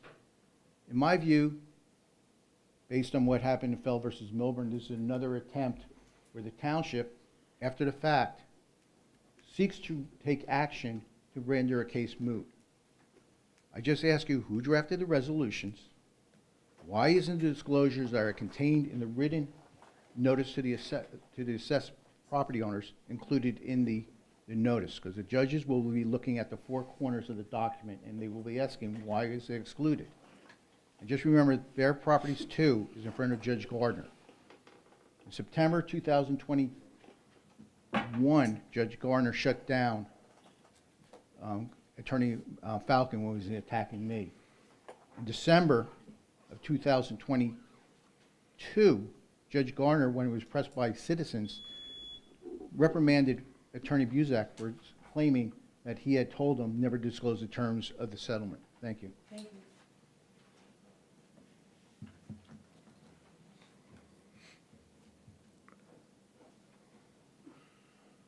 Christine Best. I'm reading on behalf of someone I support highly, Perry Urso. I'm finishing her statement for her, and I agree with her. Friday, May 2nd, 2025, I found on the Township Bulletin Board at 22 East Willow, notice was emailed to the item on April 17th, 2025, and CC to TAP and Star Ledger. Township requesting notice to published in the April 24th, 2025 edition. Take note, the April 17th notice was just 2 days after April 15th, 2025 TC meeting. Coincidentally, there was no mention nor reports of the reason for this purpose, this notice. However, the posted notice states, by order of the Township Committee, Christine A. Gotti, RMC, Municipal Court, I respectfully ask, when did this body take official action before the public? May 6, 2025 TC agenda item, special resolution 2025 assessment roll public hearing confirming Township has collected somewhere in the sum of $136,000 to $244,000 of public trust fund monies. Resolution number 21-135, adopt 2025 Special Improvement District roll. Resolution 25-136, rescind the original resolution from February 4th, 2025. Resolution 25059. Be reminded that on February 4th, 2025, the 2025 SID roll was approved unanimously. Please explain how this body can make such changes after already collecting taxpayer trust fund monies? Should the monies be refunded? Is this process being done procedurally correct? Attention, Mr. Mr. Attorney Cantor. Who can explain what's going on here? Hence the BP2 case, which has been assigned coincidentally to one of the 7 or judges from BP1, and who also answered my one question on January 28th, 2022 fairness hearing, that he never directed the Township to conceal the terms from the FSH settlement agreement from the public prior to taking official action. It should be known and understood that the ordinance 2561-20 does not state the special assessment appeal process, and this is not the correct forum for community property owners to do so, as it has been repeatedly stated over the past several years. Thank you. Thank you. I will now close the public hearing. Would anyone like to address any comments? Thank you, Mayor. So there was a lawsuit filed, which was a prerogative writ, and a prerogative writ essentially challenges a government action. So typically, what we would establish as a township is that the government action taken was proper in all aspects. And the first thing most lawyers do, either when they're challenging a resolution or an ordinance, is they make sure first was it procedurally accurate before they check the process. So the first thing my office did was conduct an investigation, and it was determined that the publishing of the notice was on January 30th due to the publishing schedule of the newspaper. The hearing date was February 4th. The statute requires 10 days between the publishing of the notice and the hearing. So in the utmost of caution, and given that there was a prerogative writ, I couldn't tell the court, I always tell the court what the notice date is and that we follow each of the statutes like we did in Bear Properties 1. So what I advised this committee was we should renotice the hearing with the 10 days notice and put the hearing out. The resolution is exactly the same. And I will point out that although this is typically when you handle prerogative writ, this is the first thing you do. Nowhere in Bear Properties 2 does it mention this as a flaw. And even sitting here today, the attorney handling that case is unaware of the procedural flaw. But this township decided on its own that it was going to correct that. And tonight we're correcting that because we published this 10 days before, and it's up for consideration. As far as the default being entered, a prerogative writ challenges a specific government action. The specific government action which is being challenged is the resolution that was passed, which is being rescinded tonight because we believe it may not have been adopted properly and without the correct notice. I filed a letter on the court docket responding. I also want to say this. What made this most interesting was, well, I'm going to go in sequential order. So Mr. Feld sent an email, and it's attached to the court papers, on April 28th, which was the date in which our response was due. And he says, quote, prior to filing your responsive pleadings, you may wish to consider. And he attaches our notice of the hearing tonight. So most lawyers, and again, he could extend this up to 60 days by consent. He's asking me to please take a pause and explain, I think, why, before you file responsive pleading, please consider this. That email came in at, in the morning. Before noon, I got back to him. I said, hi, Jeff. Could we have a call or Zoom on Thursday to discuss? He responds, in the AM. I said, let's do a call at 10. Thank you. What that means to me as a lawyer is let's have this conversation before I'm going to take any further action. I presume that although our response was due on Monday, he's saying, don't file anything. Let's discuss. Here's the notice. Had he had the phone call, I would have said, Mr. Feld, the resolution which you're challenging is going to be rescinded. You're going to have to amend your complaint. And by rule, we get 20 days after you amend it.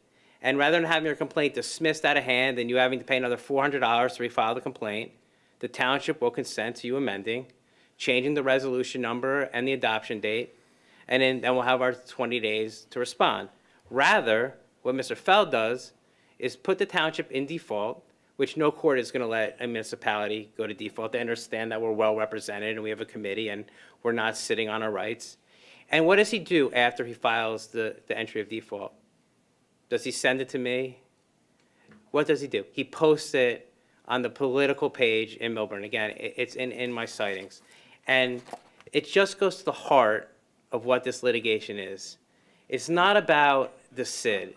Bear Properties 1 was about the SID. This is sincerely a political stunt. And if you look at some of the complaints, this complaint is 30 pages long.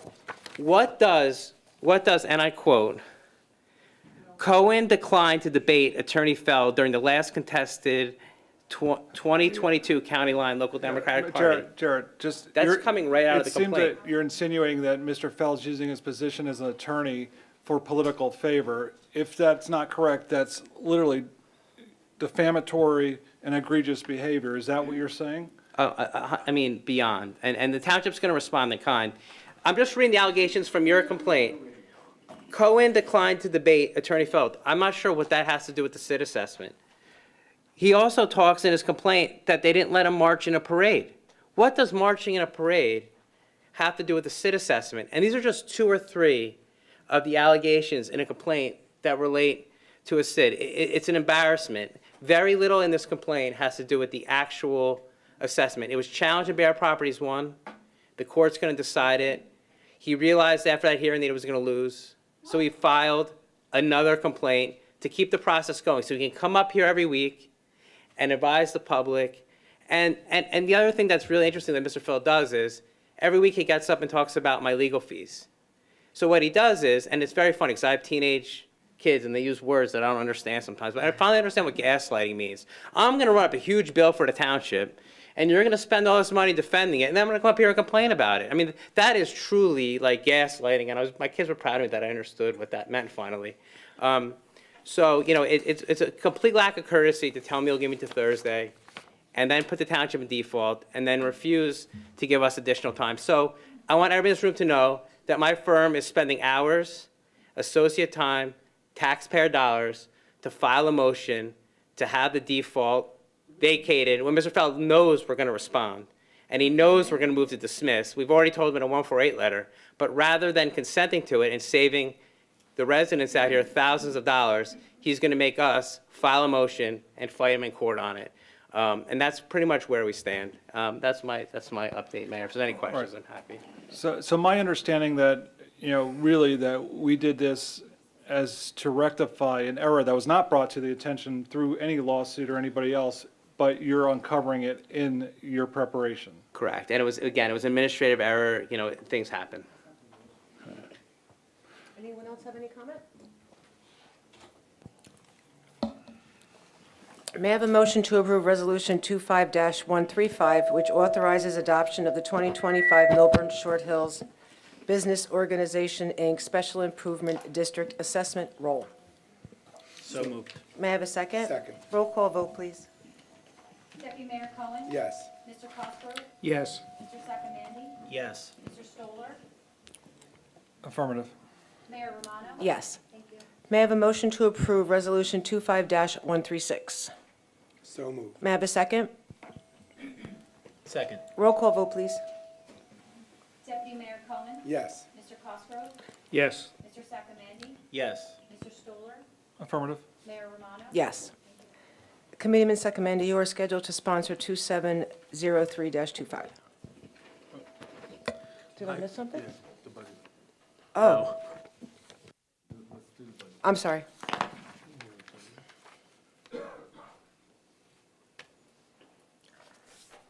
The 2025 budget was introduced by the Township Committee at our April 1st, 2025 meeting. No, it's supposed to be the other way. Oh, he does. Oh, I'm sorry. I'm sorry.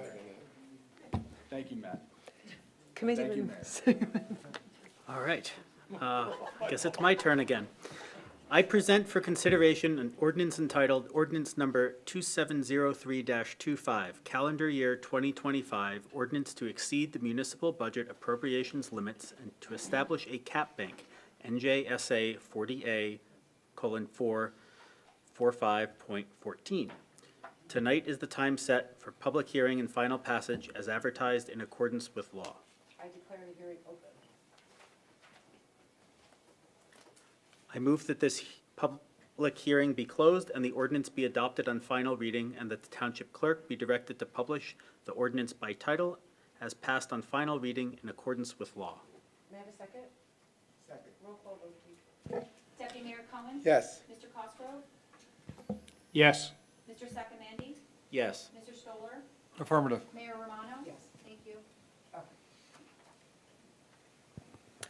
The 2025 budget was introduced by the Township Committee at our April 1st, 2025 meeting.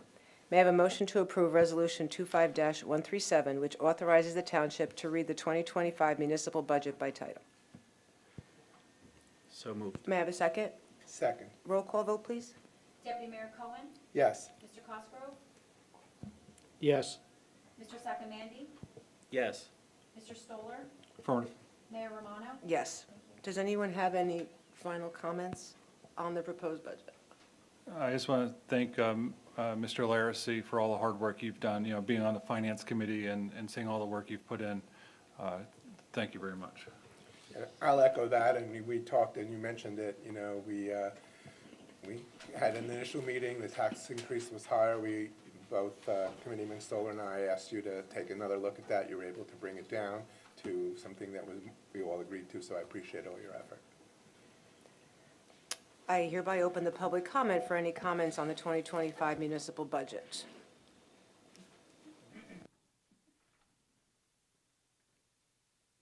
Jeffrey Feld, 11 Alexander Lane. If you did not attend the April 22nd public forum, which I compliment what was told, we were told as a community for the first time that the state had to sign off on our budget. And they was told that it was a 3-year cycle, but I've been following budgets for 5 years, and this is the first time that it was ever told to the public that the state had to approve it. Have we received a sign-off from the state? Did we get a certification? That should be part of the record. Also tonight, when you do your resolution approving the budget, you're not approving the user-friendly budget, you're approving the big, thicker document.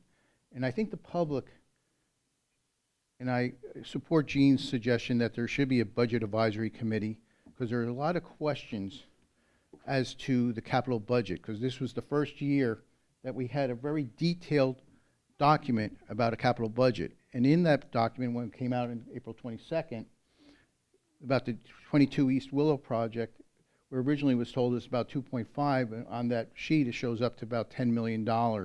In addition, one of the issues that came up on the 22nd was, what are we doing about 9 Main Street? If we're on the hook for that, why isn't that included in the issue? But I think I applaud the last few years that bringing more participation, but we really should be looking at it, because we didn't get an answer as about the estimated bill, what number you're going to be using from the school board, and also looking at how much money we have. We sit at about $32 million, about 18 of that is for various reserves, and the other ones is surplus. And have we been overpaying, and should we be getting some credits for this? Thank you.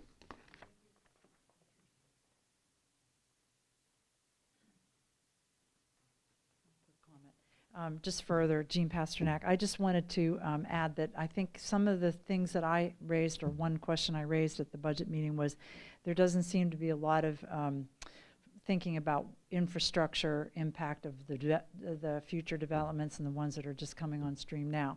So that's why I think it is important to have feedback. I know there's some things in there, I'm not saying there is nothing, but it's just, it's going to be substantial over time. So I think that's something that needs to be really focused on. Thank you.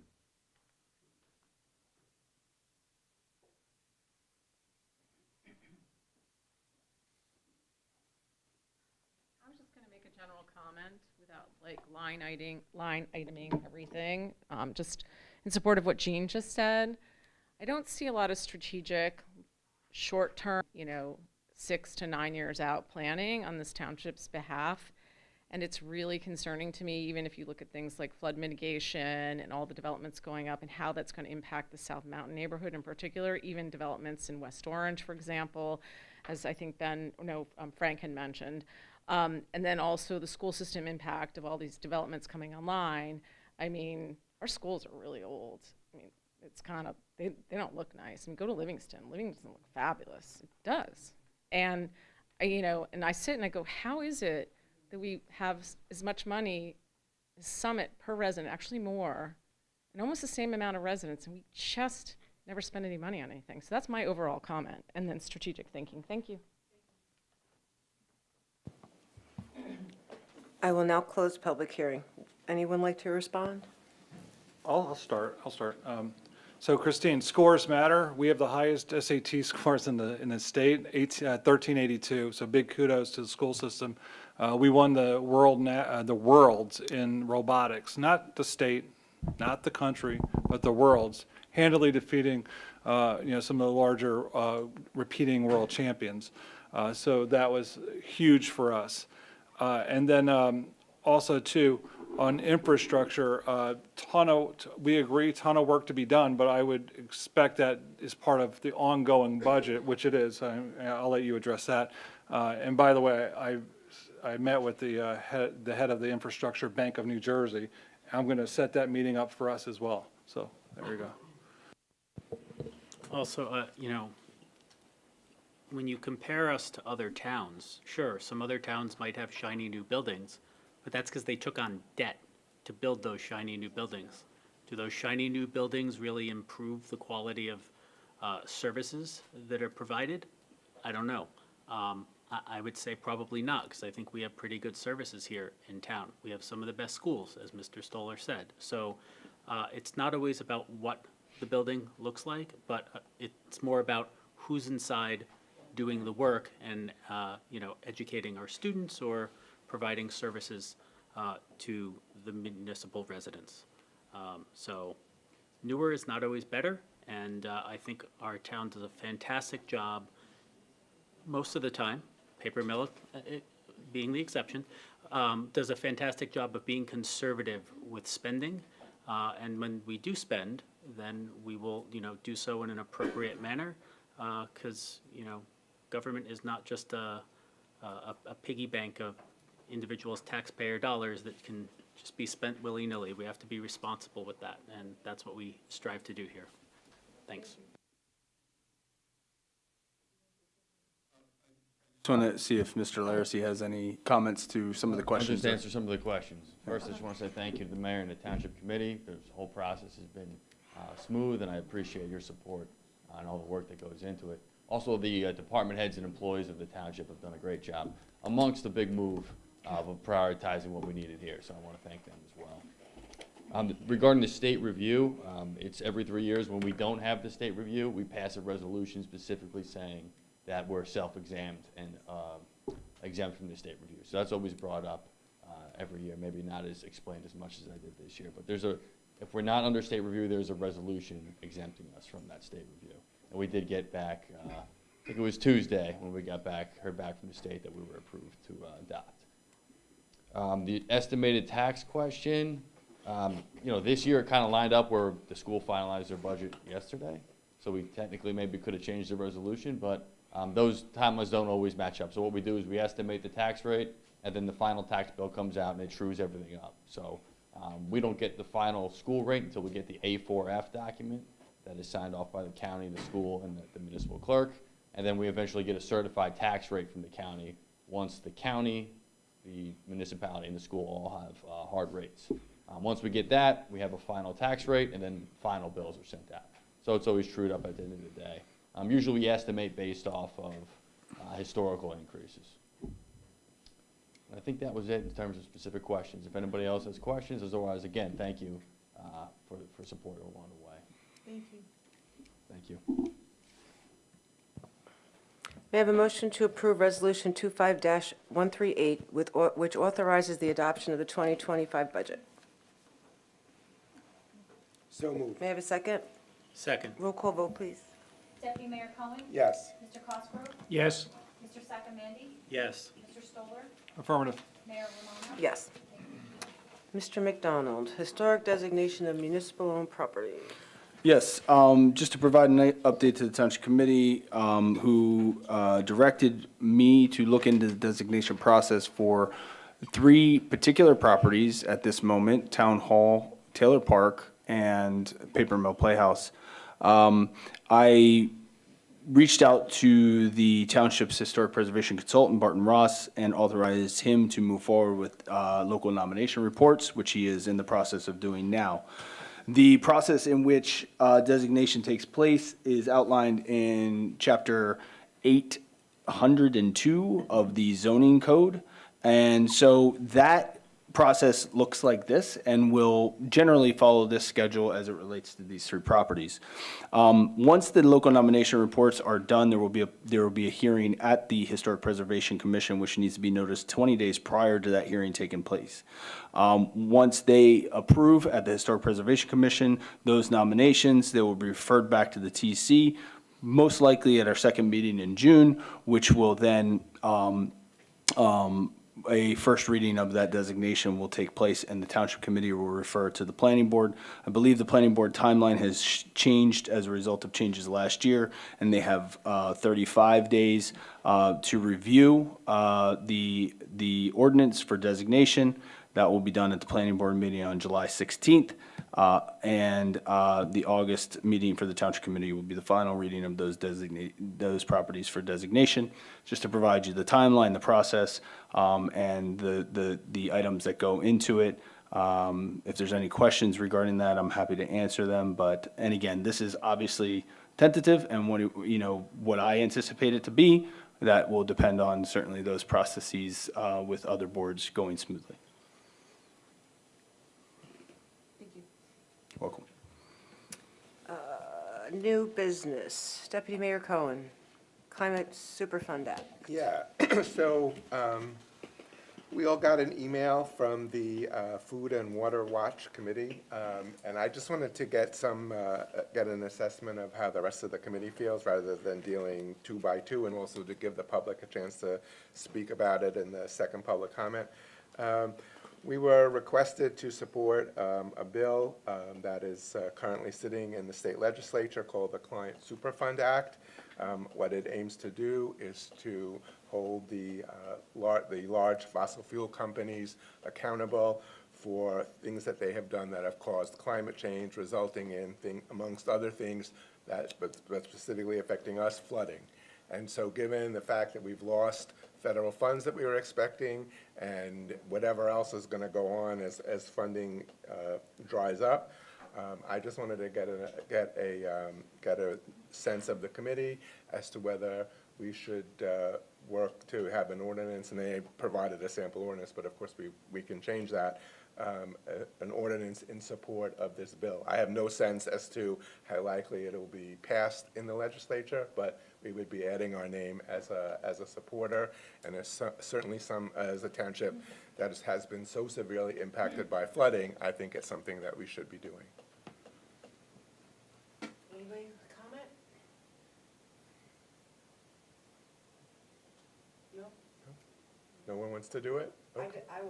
didn't really look at it, I have to be totally honest with you. I just have to look at it. But everybody? Yeah, I think if we leverage, Milburn's Environmental Commission, which is doing a fantastic job in moving things forward, we just need more information about it. I read through that twice, and I'm still a little bit lost. Yeah, if we could refer it to the EC. Right, And so- have them review it. They Yeah. have people that are, I mean, that's why we have these committees, and we don't have expertise. to be That's experts on every single thing. So I would like to push it down there, let them draft a resolution, or engage regional partners, or, address economic concerns, things like that, just because, I read through it twice, and I was still lost when I read through it the second time, There's a lot so. in there. That's fine, but I couldn't even do that without the consent of the committee. So if we have that consent, then that's perfectly fine, let's do that. So, Mr. Suckermandy, as our representative, I assume you'll take that to the Environmental Commission. Well, I'll have Ms. Gaddy send the official email. No, but I mean, But yes, I will you'll certainly speak to it. Yeah. speak to it at the next meeting, and have them look into it and make their recommendations to this committee. Great. If you want, Bob Palestine, who I guess is the person who sent it, or the organizer, Livingston passed this resolution, he attended the meeting and sent an email, so I have his cell phone and his email, so I'll pass it along to you, so you could ask him questions and you'll get a better understanding. Yes, we've been asked by the Recreation Director to address a situation that had occurred, as well as, obviously future situations that may occur regarding township parks and the flying of drones, model airplanes, other aerial devices within the park, and put a prohibition on that, because it does create a safety situation for those enjoying the park. I think actually we had somebody, a child get hit in the head by a drone. They were fine, I believe, but the idea is that this could, be a growing concern, and so a simple change to the township code regarding parks and what acts are prohibited in the park. That information was provided to the Township Committee, and that would be reflected in an ordinance, should there be consensus to move forward with that change. Hey, I'm opposed to this at this point, simply because there are plenty of federal and state regulations with regards to drones. I could see maybe implementing some sort of age restriction, but, we want individuals to be able to enjoy parks. I remember growing up, we'd have Boy Scouts and we'd have model rockets and, we do stuff with model airplanes. I think that individuals should be able to use drones responsibly. As long as they're following federal guidelines, they should not have, we shouldn't have issues with drones hitting people in the head. So while that sounds like an unfortunate accident, I don't know that it warrants taking action at this point. For me, I spoke to the head of the rec program about it, and thankfully the kid was okay, who was hit in the head by the drone, and all my kids played sports on those same fields. And there's, understanding what we're limiting, I think, is important, and I'd like to see that and understand, more about what's going on. The biggest issue I have too is with that is respecting the privacy of young children as well. I don't want them ending up on front page of something or other, and understanding if it's in the park, no one's there, it's not a sporting event, etc. Fly all the drones you want, land a helicopter there for all I care, being facetious of course. But if you're flying it over sporting events or rec fields while children are playing, I think it's multi-pronged in looking at safety and looking at privacy issues and looking at other issues. But, if somebody wants to go out and enjoy flying, like you said, when we were kids, we had those remote control helicopters or whatever that would fly around. If you're not impeding that, I don't see what. There's currently, I believe that there are federal regulations, and I think there might also be state regulations that prohibit flying drones over where people are actually underneath. Drones can be used for many purposes. You can take great scenic photos, videos, photography. There's a lot of uses that are legitimate for these drones, and if you're following the federal guidelines, and actually most drones on the market now require you to get a federal license. I know because I have a drone and I've gone through this process, and they make you take a test, and I think that this is an instance where we don't necessarily need to add additional regulation, because if the existing regulations are followed, then we shouldn't run into these issues. Everybody needs a license to fly a drone? If the drone is over a certain size, you need a license, and they keep they keep changing that size so that it encompasses more and more drone models, almost on a yearly basis. Can we find out? So I think that more is just more education, as I said before, understanding what the FAA requirements are, et cetera, what our local requirements are, if we have any in place right now for flying anything over the kids' heads, et cetera. I don't know if there's an age restriction or a height, or Yeah, so certainly I can try to gather some additional information regarding the FAA regulations regarding drone flying. I might also make a suggestion that should there be a desire to move forward with something like this, that much like we did with dogs in the park, right? We originally provided a pilot in Taylor Park, but I think that, also, not every park is the same, right? And so you have a park like Old Short Hills Park, which is a passive recreation park that could be a suitable location for this type of activity should we move forward with that. And maybe it's more of a restriction of those heavily utilized parks that will always have people in, and people generally shouldn't be flying drones, and it's difficult for maybe the enforcement of federal regulations on that. Maybe that's a solution as well, but I'll certainly go back and get some additional information for the Township Committee, and we can further discuss it. I find it hard to believe that a realtor has to have a license to fly a drone. Oh, they do. Really? Yes, indeed. Okay. Extra duty assignment security lift. Yeah, this is pretty simple, straightforward. The township has an ordinance regarding off-duty employment of its police officers. For those that sometimes, see a police officer sitting at a construction site, keep in mind that that is not the township or the taxpayer paying for that duty. It is the contractor, the company, whether it's the Paper Mill Playhouse or the Short Hills Mall.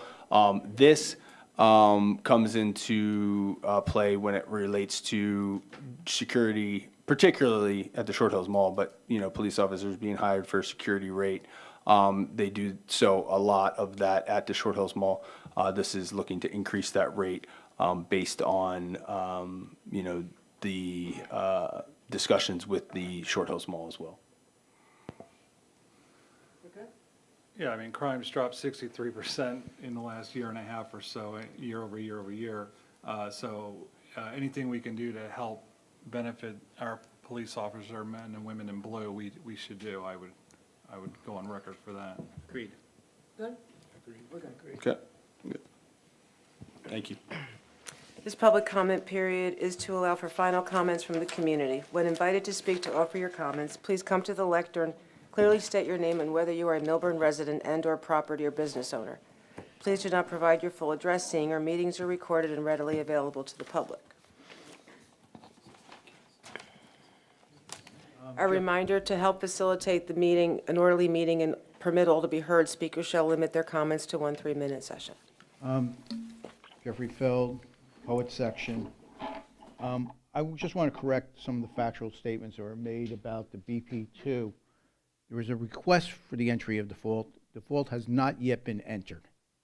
When we talk about prerogative writ, this is a unique prerogative writ case where the county tax court, county tax board said if you wanted to challenge a special assessment of a SID, you had to file a prerogative writ action. The guts of the case is that for this group of taxpayers, they were not located downtown, and there was no net benefits study supporting the special assessment. Changing whether it was approved, the notice, doesn't go to the heart of the matter. In addition, it's not just also a prerogative writ case. There are Civil Rights Act violation notices in there because various council members were put on notice about the difference between a regular tax, general tax, and a special assessment, which requires a direct benefit study. They were put on notice. Willful blindness. That's a factual fight that we'll have. Continue to attack my integrity, character, and professional competence. This has been the standard operating procedure of this township for more than 5 years. Judge Gardner shut it down in September 2021 with Judge Falcon. I'm a big boy. I've been around. But don't say that you asked for additional time. I gave you additional time.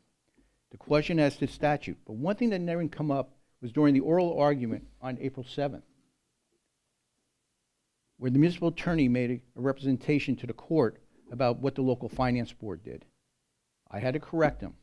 The judge was shocked by what was represented that the documents did not support. In addition, when you look at Bear Properties 1, just understand what happened in that case, about how we wasted a year, not us, the township. Remember, the township always said, we will litigate and not mediate the matters.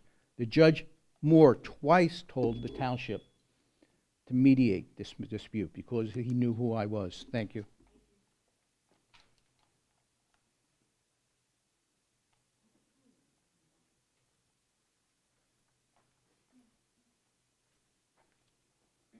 Charles Bambara, resident. In the old business, you talked about historical designation. I just want to echo Jay Marielli's comment at the last Township Committee meeting at the end, recommending that the Par 3 golf course in town be declared historic. And while you're looking at properties and township properties to the municipal-owned property to declare historic, I wish you'd consider that.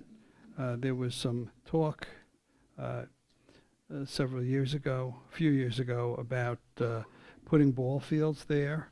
I did some engineering calculations. You would need a 60-foot high retaining wall because of the elevation difference, and you'd have to move 30,000 dump trucks full of soil, assuming there's no rock underneath there to level that. So there's no option for that. It's sloped property. It's a beautiful golf course. It should be designated historic. Many people in town learn to play there. Kids, young children take lessons there and learn to play golf there, as Jay pointed out. So I think it belongs on the Township Register of Historic Properties. Thank you.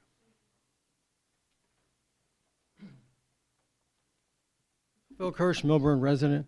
I want to say something else about our contributions to the county, especially in light of a comment made tonight. There's been skepticism about our financial contributions to the county over the years, again and again, even to the point of people talking about seceding from the county a number of years ago. I think very ill-advised, but it was brought up, and it gives you an idea of some people's feelings about this. Now, you know, we all pay taxes that aren't, there's no guarantee they're all going to be used, every dollar, for something that we are in favor of. And as a matter of fact, in the past, I have been active in opposing what I considered overextension of the Turtleback Zoo. On the other hand, my family has used it for generations, and we've used the Reservoir Walk and other things. And I think that, you know, certainly my federal taxes have been used at times in ways that I object to. But, you know, we are all part of the United States of America. Like, we are all part of Essex County. And I think to forget that, and even in some ways go to war with them, is a mistake. And I think we all prosper more when we work as a group. So I think as we debate this and get more information, let's just keep that in mind, not take a negative view, not feel we're being taken advantage of before we even know if we are, and just look at the whole picture and look at how, however it comes out, cooperation is going to get us to the best place. I thought it was necessary to bring this up in view of some things that were said. So thank you for listening.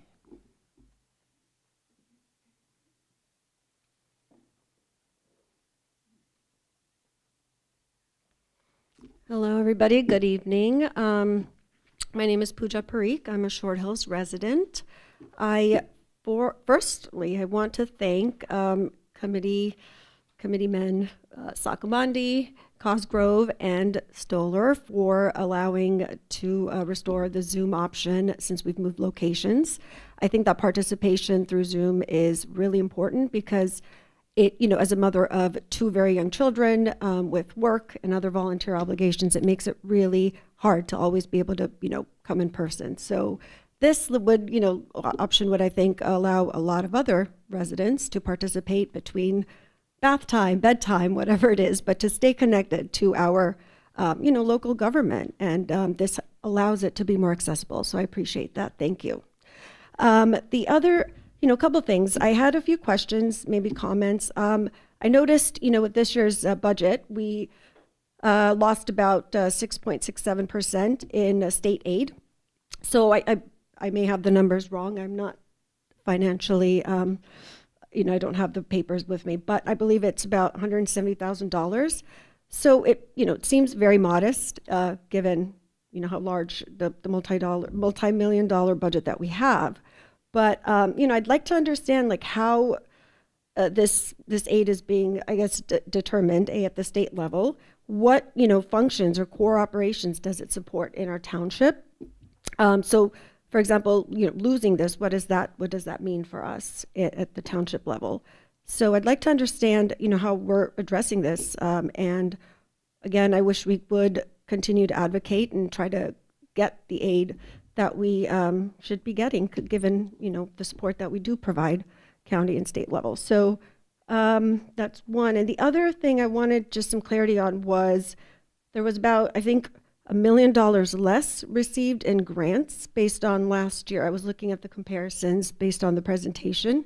So please correct me if I got that wrong, but it showed about $1 million difference between grant funding. So that's a pretty large amount. I'd like to understand, you know, what type of grants we're applying for, what was lost, who's applying for it. You know, I don't know, do we have internal staffing? Somebody who's dedicated and able to, as an employee, pursue these tasks. so that we can get the funding and not lose some meaningful opportunities.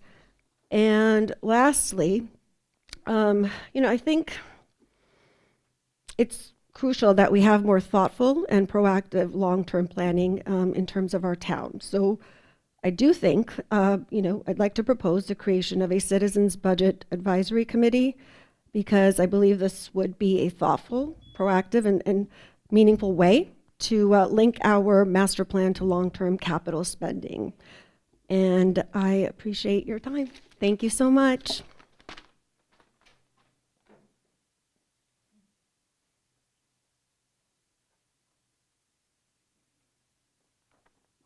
Hi, Perry Urso. Going back to the phantom settlement offer, Attorney Cantor legal fees charges for May 2024 were $8,142.58. In that bill, the ninth summary states a draft to the adversaries rejection of the settlement offer and the case management order. On May 13th, 2024, Attorney Cantor sends a correspondence stating, after due consideration, the township has rejected the plaintiff's settlement proposal.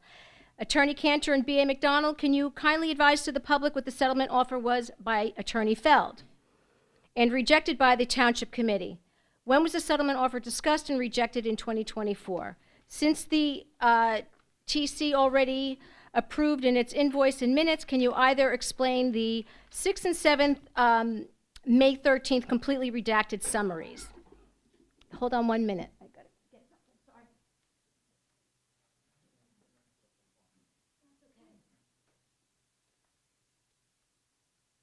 Okay, you don't have to stop the clock. Based on the demeanor this evening, brings me back to 21 and 22 Committeeman Vignac's publicly stated. All five of us, again, unanimously has said, go litigate and do not mediate. Where we feel, or at least I feel, my vote will lie there. And I have clearly said I would like to litigate. Everyone else has said litigate. So I think we have made up our mind by thinking in our own way. Litigation versus mediation. All five of us, again, unanimously has said, go litigate and do not mediate. Where we feel, or at least I feel, my vote will lie there. And I have clearly said I would like to litigate. Everyone else has said litigate. So I think we have made up our mind by thinking in our own way. Litigation versus mediation. All five of us, again, unanimously has said, go litigate and do not mediate. Where we feel, or at least I feel, my vote will lie there. And I have clearly said I would like to litigate. Everyone else has said litigate. So I think we have made up our mind by thinking in our own way. Litigation versus mediation. All five of us. Thank you. Have a nice evening. Speaks for itself.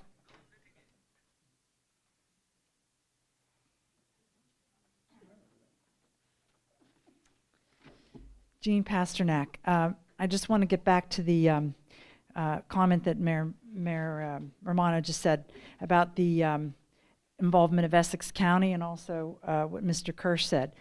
We're not mushrooms. We want data. We are taxpayers. We want to understand how our money is being used, and we also have the right to ask for return on our investment and get money back into our town. That's what we're asking for. And it also, to your point about working together, it would be nice if our assembly people, our senator, our county executive met with more than just the Democratic committee. It would be nice for them to meet with people who are not in their party, who also have a voice and have come here repeatedly for year after year and would like to have some interaction with them as well. The other thing I would like to say on Taylor Park, it's not a criticism at all. We're asking to work together to make it look better. It would be great. We can walk through the park with you one day, Alex. We'll take you on a picnic and we'll show you the things that we're talking about. It's not bad. It's just we can improve it. And we all want to work together to do that. The other thing that someone had mentioned, Goldstein, the architect, someone mentioned that they might be involved in a lawsuit with another municipality. I hope that's not going to affect us in any way. As far as Zoom, I can't imagine anybody who wouldn't want to allow the public to be maximally involved in our meetings here. The last couple of things, the enforcement of the drone ban. I mean, really, honestly, how many bans are we going to put on our citizens? I mean, our people are really smart. They know better. They know what to do. They know the rules. We don't need to ban people from something like that. It's just over the top. As far as the, I just wanted to mention, sorry, about Jeff Feld. Let's just step back, look at the forest through the trees. All of you are neighbors, those of you elected here. You're giving your time voluntarily. He's given his time voluntarily. We all are here giving our time voluntarily. You're a professional, you're paid, Mr. Cantor. So are you, Mr. McDonald. So is Mr. Grillo in terms of the SID stuff. I mean, honestly, we are trying to beat up a neighbor, people that have been here for 30 years, over 30 years doing their business and their person that's representing them. It just doesn't make any sense. I'm sorry, it really doesn't. It's gone on way too long. It needs to be settled. Anyway, and on a positive note, the mention of robotics, which I think is wonderful, what's going on in our high school. Watch the film produced by our neighbor Laura Overdeck called Rule Breakers. It's about an Afghani girls team, a robotics team, and it's a really excellent film. Thanks.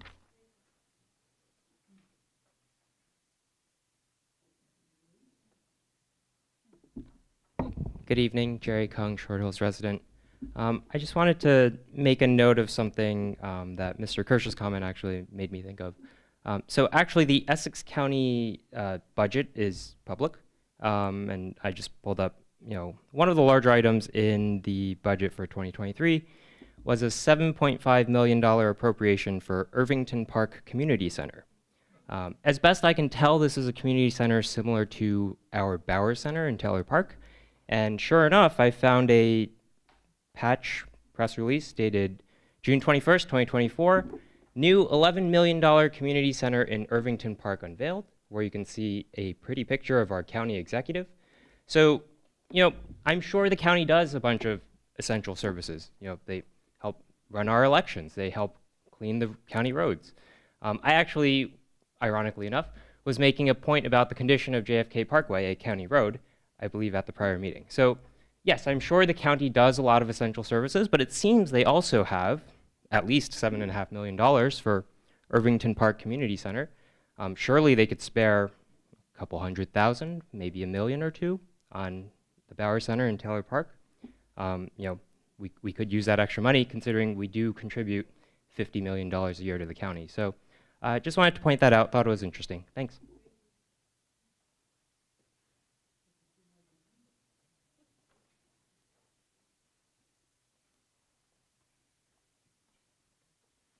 Christine Best. Ooh, there's like a lot of things I want to talk about, but I'll have to pick. So I just wanted to go back to the trees that were just planted and just call out Jeff Feld's constant barragement of the Township Committee. I support. This man is true.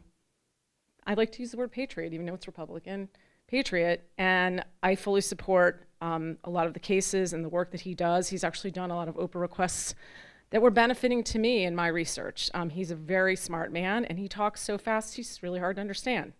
So, and I want to go back to the planting of the trees. I want to understand when we go after, and this is an Alex question, when we go after a vendor to do trees, for example, when we're doing an apples to apples comparison on a bid project and one vendor comes in with 2.25 caliper trees and the other vendor comes in with 1.75 caliper trees, so we're talking like one's at 19K and the other one's like at 22K, I think that the Blanco landscaping was actually probably at a lower price point. It offered more value. And I kind of want to understand like why we always have to do everything on the cheap side again.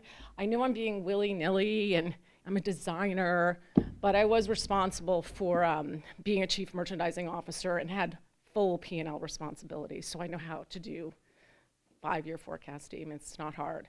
So, so I don't appreciate being gaslit actually about that and asking questions. And I also, as a taxpayer, pay a lot of money just like everybody else does in this town.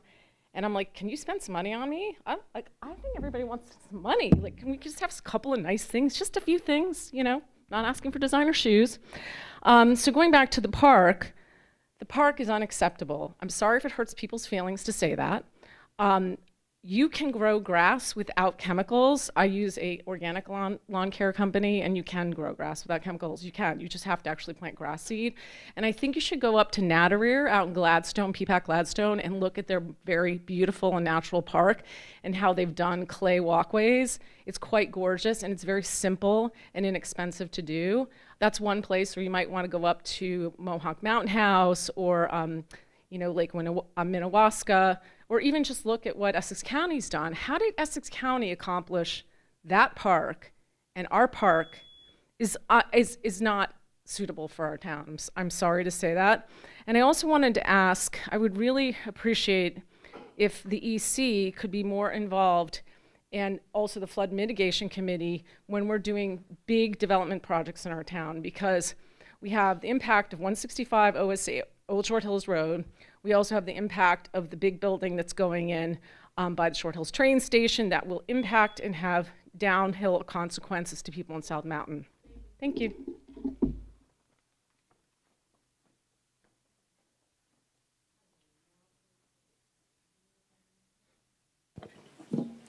Sure. So there were a number of comments made about litigation that's going on against the town. I will say that at this point, I feel that some of the litigation that the town is facing from some of the residents is frivolous in nature. The thing about taxes is no one likes to pay them, right? I don't like to pay taxes. I'm sure none of you like to pay taxes. And actually, my taxes and your taxes go to a lot of services. You might not always use those services. You have the option to do so. For example, I have the option to use the public pool and the tennis courts.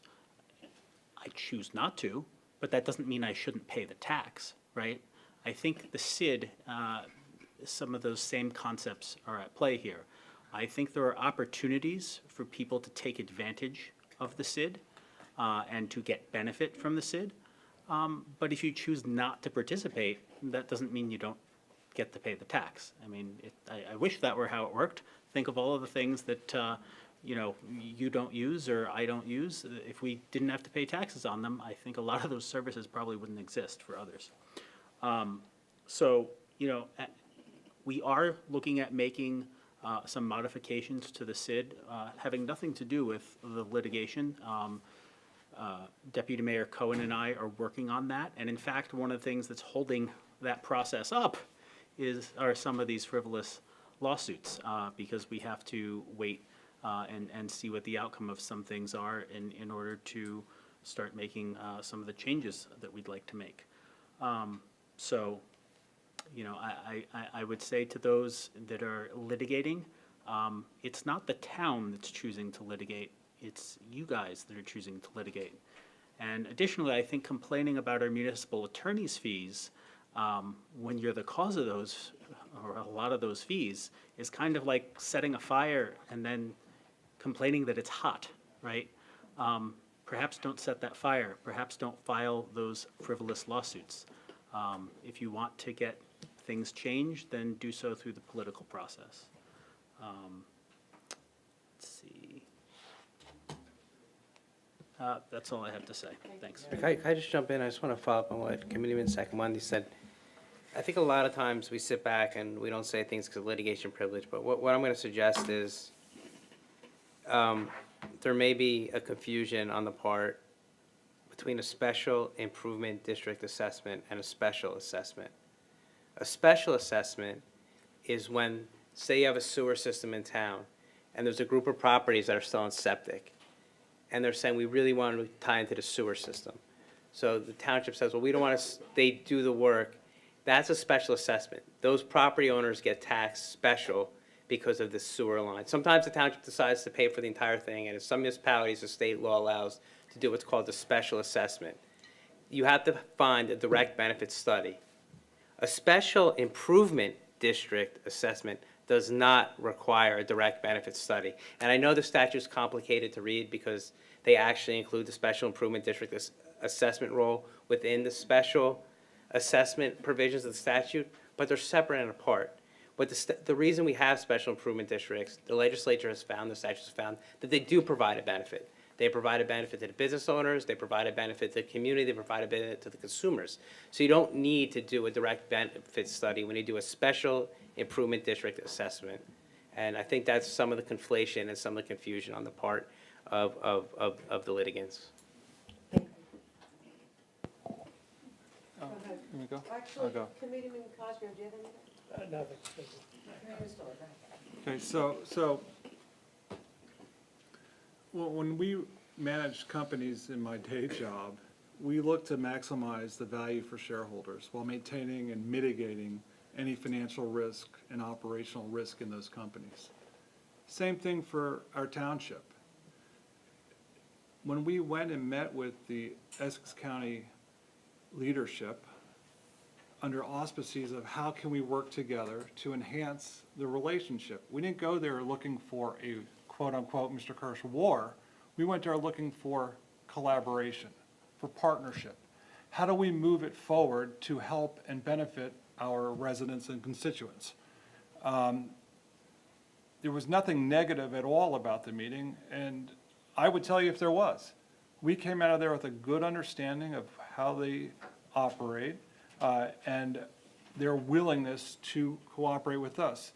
When I said, you're not going to get what you don't ask for. So if we don't go in there and we don't ask for it, we're not going to get it. And this is more than the mayor's meeting, which I 100% support. I've heard great things about it from Ed Meinhardt, the mayor of Livingston, and your participation as well. We're talking about how do we engage with Essex County and create a meaningful collaboration going forward to ensure that we're working together, because we do pay a lot of taxes, and we do expect some return on those taxes. But I'm not going to belabor that point. I think Mr. Feld and the legal side, I think Frank and these guys have addressed it. And Pooja Parikh, in terms of, thank you for those words on restoring the Zoom options and such. I think a lot of that, I think Alex can address it, or we could talk about it offline, is that the grants weren't available or we didn't go in for the grants. So the year-over-year comparison is probably not really a good comparison. And I'll let Alex talk about the grant writers and the grants we do go after, such as the Main Street grant, which we couldn't get unless we were in the Main Street program, which we are now. We got the $750,000 for the ADA compatible park in Taylor Park. It was fantastic. So we're making a very big push to go after those grants. So that's kind of why you saw that negative downturn, but I'll let Alex address that. And you'll never catch me on this dais arguing against safety of our children or privacy issues, et cetera. So, I always say we have to do the work. Just like the paper mill, we did the work. It's self-funding. We're getting $360,000 a year from them. We're paying out $148,000 on a note to give them $7 million to keep the economic driver of our town here. All of the restaurants downtown benefit from that, which benefit our tax rolls. And I'm sure Larry can sit up here and talk for hours on how that works. It may be a myopic view that we're just giving out handouts, but that's not what occurred. And I think it'd be good to understand, for everyone to understand that. And, it's done in past and going forward. But, those are kind of things that we're going to learn and people take. That's it. Okay, just two things. For Mr. Bambara, I believe in order to be designated as historic, the property has to be on the historic element of the master plan. I don't know if the par 3 golf course is, but if it is, then that's something I would support. And, we can, but, you can't, I don't know. I don't have it committed to memory. We should look into that. We have to look into that. And of course, you can't do, each of these things requires a report, and Mr. Ross can, is a one-person operation. So you can't do everything simultaneously, but, that would be project number 4, I guess, assuming it's on the. If it's on there, I think we can If add it's it. on there, yeah. Ms. Parikh, I'm sure it was an oversight, but I also supported the Zoom, and you seem to have left me out. And just echoing, I asked the same question about the grants during the finance committee that Committeeman Stoller and I sit on, and the answer I was given was, don't count your chickens before they hatch. So we can't put it in the budget expecting to get it when we don't know whether we will. So the conservative thing to do is to leave that number small, and as the grants come in, which we will get, but we can't say exactly which ones they are, that will then change over the course of the year. And if I misstated that, Mr. Larissy, feel free to correct me.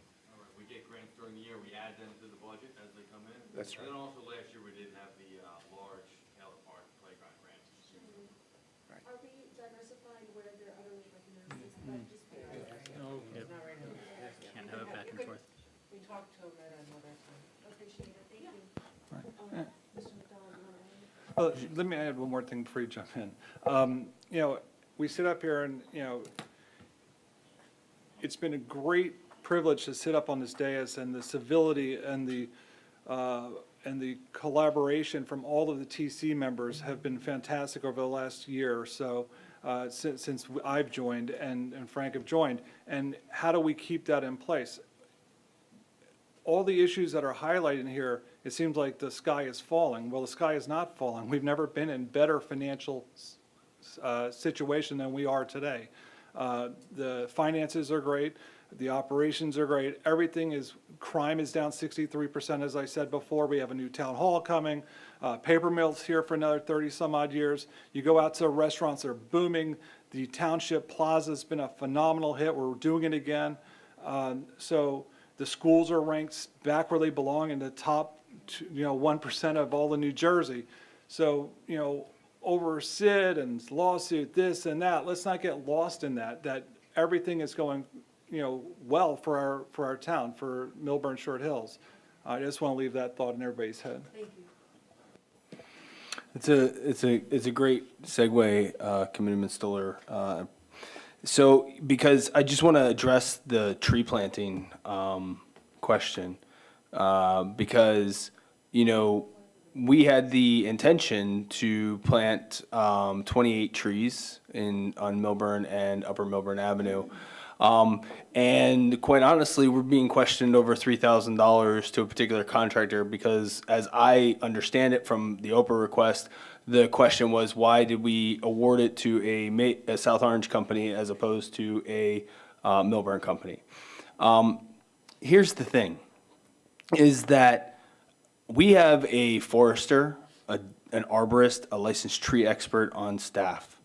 She went out, she got multiple quotes for a project. She chose, because it was under the bid threshold, she chose the company that she thought would do the best job, and it actually ended up being the cheapest amount. We're answering questions about a great thing, and a positive project, and business owners that are happy, and a streetscape improvement, something that has been talked about since, I think, Kristen Hall, if anybody remembers her, was on the EC. She wanted to do things on Upper Millburn Avenue to plant more trees. It's done, right? And I think that speaks to a little bit too regarding the operation and how things are. We're doing a lot right now, and I don't think. I just want to be, obviously cognizant of the fact that there's a lot of work going on, a lot of positive things happening, and certainly always room for improvement on various things. And as much as I would love to walk Taylor Park and take that, it's also just as easy to send us what your concerns are, and we can help address them. So it's just I think please be communicative, and we're happy to help and happy to address those things. Just to answer a couple, Mr. Larissy, since you stuck around and now you get to answer some questions. The budget, I'm not aware that we lost state aid. Yeah, I didn't think so. Maybe the school did. No, so there's a regular state aid, which has not increased in a number of years. Right, that's the 2.3. Right, and then statutorily it should be increasing. We're underfunded from the state. Yeah. According to their own law, $5 million. Oh, I know, okay. That aside, for 2 years, we did get extra state. Right. 1 year was about 140,000. 1 year was about 170. The number she put, 170,000. Yeah. Which was a municipal relief fund. The state had a good budget year due to COVID. They started spending that money. They gave a little bit back to the municipalities. That ended. They ceased that. Right.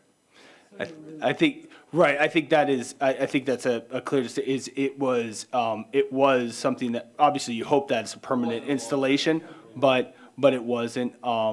And so to answer the question about the impact of that, I mean, certainly there are other revenues within the budget that are performing and outperforming, you know, some of our estimates from previous years. So we are able to capture that with those other revenues. And when those revenues coming in aren't kind of long-term revenue, we don't necessarily use that to fund operations. We'll maybe increase our capital spend by a little bit. If there's a one-off project we can complete, we'll kind of earmark that internally towards that. But we don't rely on those one-off revenues for, our sustainable expenses. Right.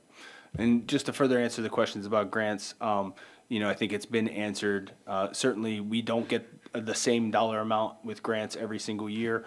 We have been very aggressive in applying for grants, whether it's Safe Routes to Transit, Safe Routes to Schools, firefighter assistance grants, you know, Green Acres grants, all of these grants, you know, and sometimes that is when they're available, what they're applicable towards, whether we have a project that's ready to do that. And so we have a grant portal that we receive a email, you know, when new grants are available. We can evaluate whether those grants are applicable to any sort of project that we have. We also do have someone that does an initial review of the grant, whether it's applicable to a project, will write and work on grants. Should it be necessary, we can establish our grant company, which is Millennium, to assist us in grants. Also, a lot of departments write their own grants and do grant. The fire department has done a fantastic job in applying for grants themselves for the last 3 years and receiving a firefighter assistance grants each of those 3 years. So it's a continual process and it will fluctuate from year to year. That's all I have.